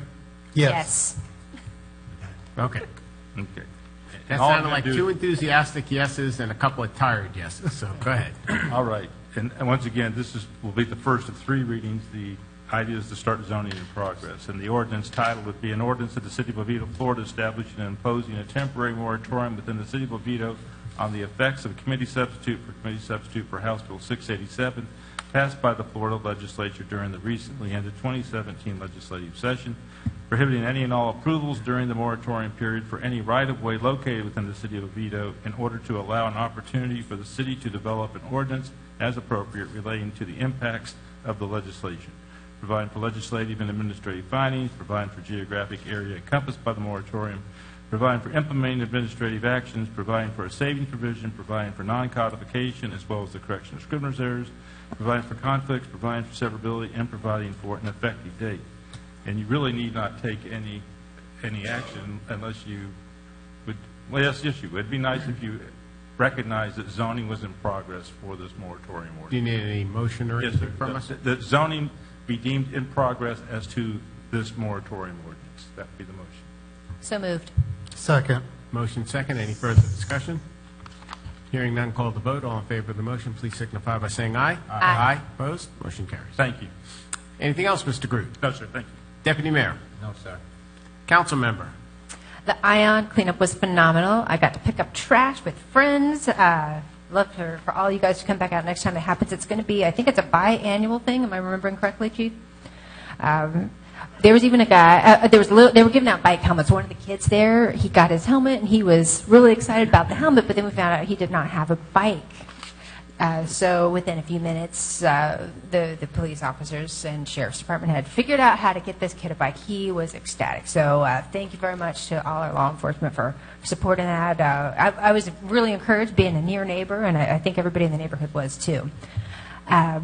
Golf court ordinance sounds like we are getting closer. I would love to see that on the next agenda. Mr. Groot, about 6 weeks ago, sent around all the information I think we could possibly need, including the example from Sanford.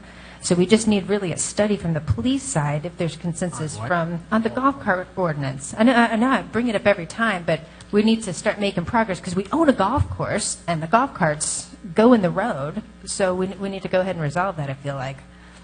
They go on the cart path. And they cross the road too, so they're in public right of ways at times. Are you making progress on it, guys?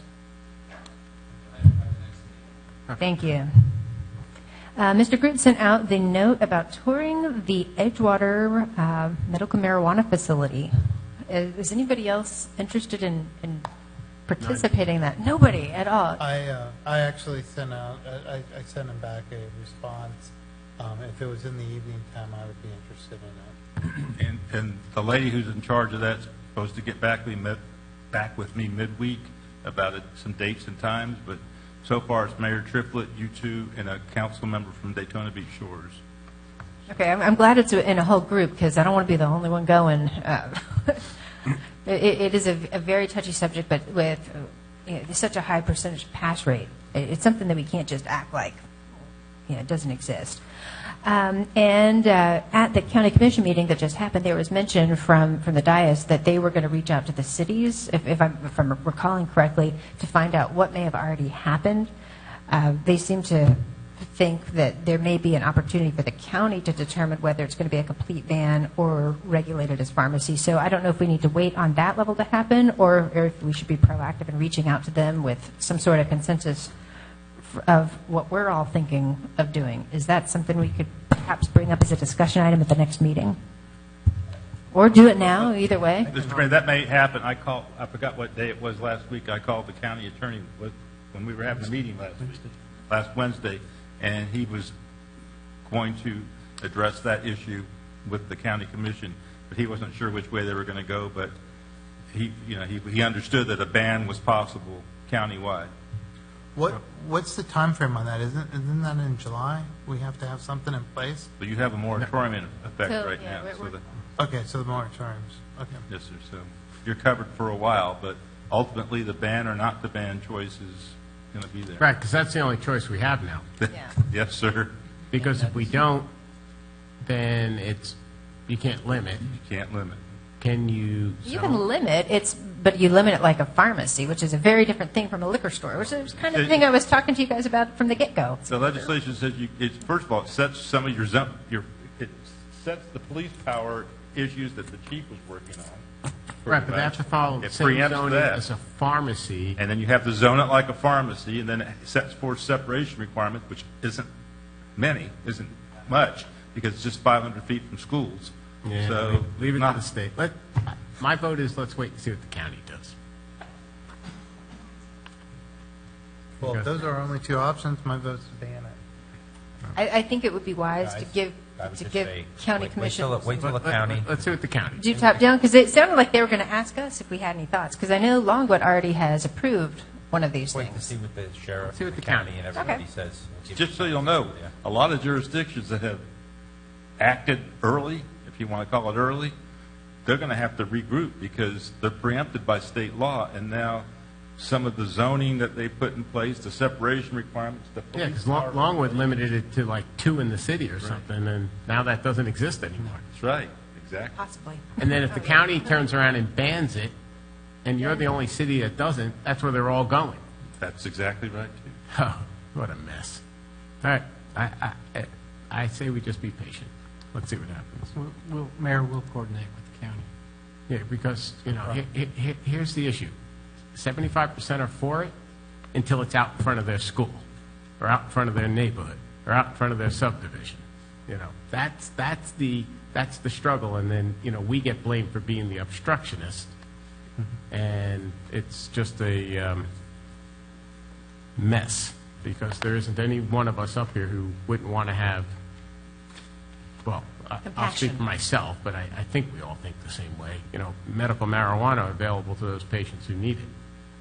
But then when that turns into regular marijuana or whatever else it'll turn into over time, who knows? And that thing's out in front of little Johnny's school, and every parent's down here yelling at us, and we're just going to sit here and go, well, the state did it to us. I mean, they're not going to understand. See what the county does, and we'll go from there. I've only Anything got else, one- council member? Only one other thing, and that is to make sure you guys realize how passionate I am about conservation and that I'm trying to figure when I out. was on vacation, I found, don't take this the wrong way, you should move to Prince Edward Island.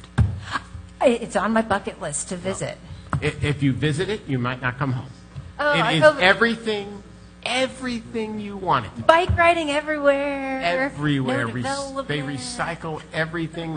They burn what they don't recycle, and they make it into the electric, and then they got the little soot thing, so the soot doesn't go out in the environment. I was walking around the island going, Megan needs to live. And you know, the government may not have done that, and that's what I wanted to talk to you guys about. And just think, it's Canada. Medical marijuana is already approved. You're good. Was there a golf course on the island? There was, actually. Well, there are a lot of opportunities to do. Some kind of a storybook character. Anne of Green Gables. Yeah, I went and I saw it all. Excellent, I have a excellent. picture I will show you later of people maybe dressed up as her. Well, there are a lot of things that the government can do to help with conservation. And there's some places where it may not be appropriate for the government to get involved, but citizens will ask us questions that we may not be prepared to answer, and staff may not have time to address. So I was hoping we could maybe create something like a conservation advisory council of citizens who are interested in this, who can step up where we may not have extra personnel or time ourselves to look into ways that we can be better stewards of our resources, our natural resources here in Oviedo, and maybe fill the gap for people who want to do things like, you know how the League of Women Voters has this solar co-op going. Well, that's nothing that the city can take advantage of because we're not private residents, we can't get the tax incentives, so to spend any staff time doing that doesn't make sense to spend the taxpayers' money that way. But to have an advocate or some way for the city to funnel these questions to people who are interested in answering them and assisting, I'm hoping there's some way to creating new programs. not a new program, but You want somebody to be an ombudsman to tell them where to go. yeah, but a group of ombudsmen and a group of are you cool with that? You could be the ombudsman and tell people where to go.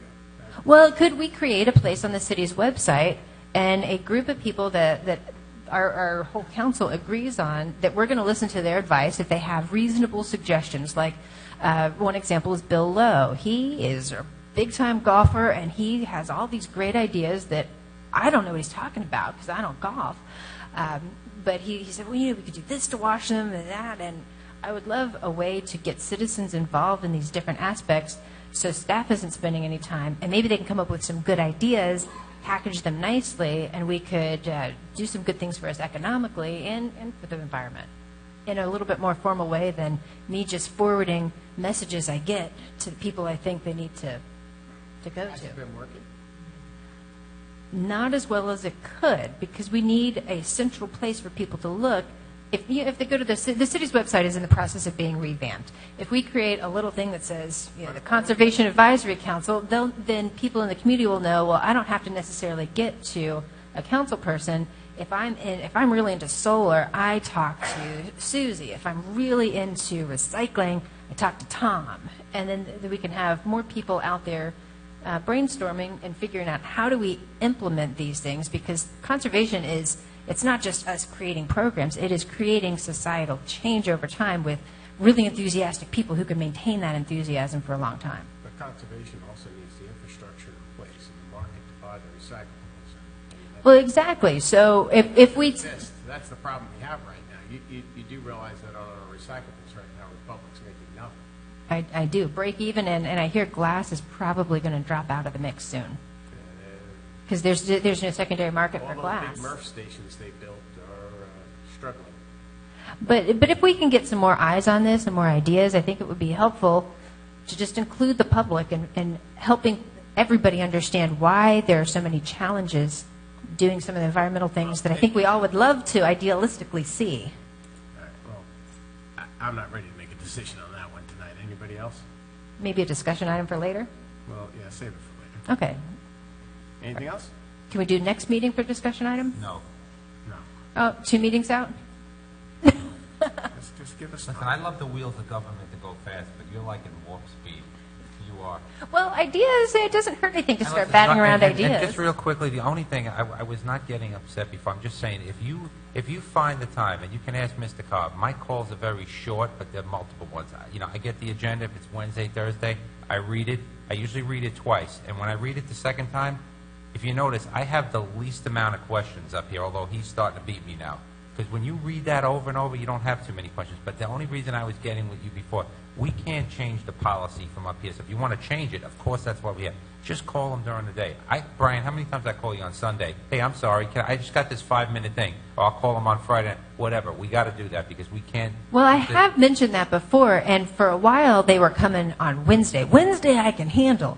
And I think the idea there was get the agenda Wednesday in case there's any adjustments They had some problems with the agenda this past week. There was a lot of issues. Okay. This was a nightmare It was a little bit agenda, slower. but if you can get in there and do that, the meetings go so much better because I have to tell you, these people worked all week. Citizens, they came all day, and it's 10 o'clock, and they just Okay, try to get 'em I'm out. seeing head shaking over here. So let me clarify because I'm not trying to make say anything untrue. So the agenda comes out Wednesday in the package on Wednesday usually, unless it comes out on Thursday. And the agreement kind of behind the scenes is that I will look at it for sure, the agenda and the minutes on Wednesday, so that before it goes online, if there's any adjustments necessary with the minutes or recommended, that doesn't. But you can't adjust the minutes unless you bring it up to us here. Well, if it hasn't been made public yet, behind the scenes, it can't be adjusted. So, Just dig all of. but if we could do it, the county commission gets their agendas like 10 days in advance or something crazy like that. I don't know that that's feasible for us. That just pushes out the dates from when they can prepare them.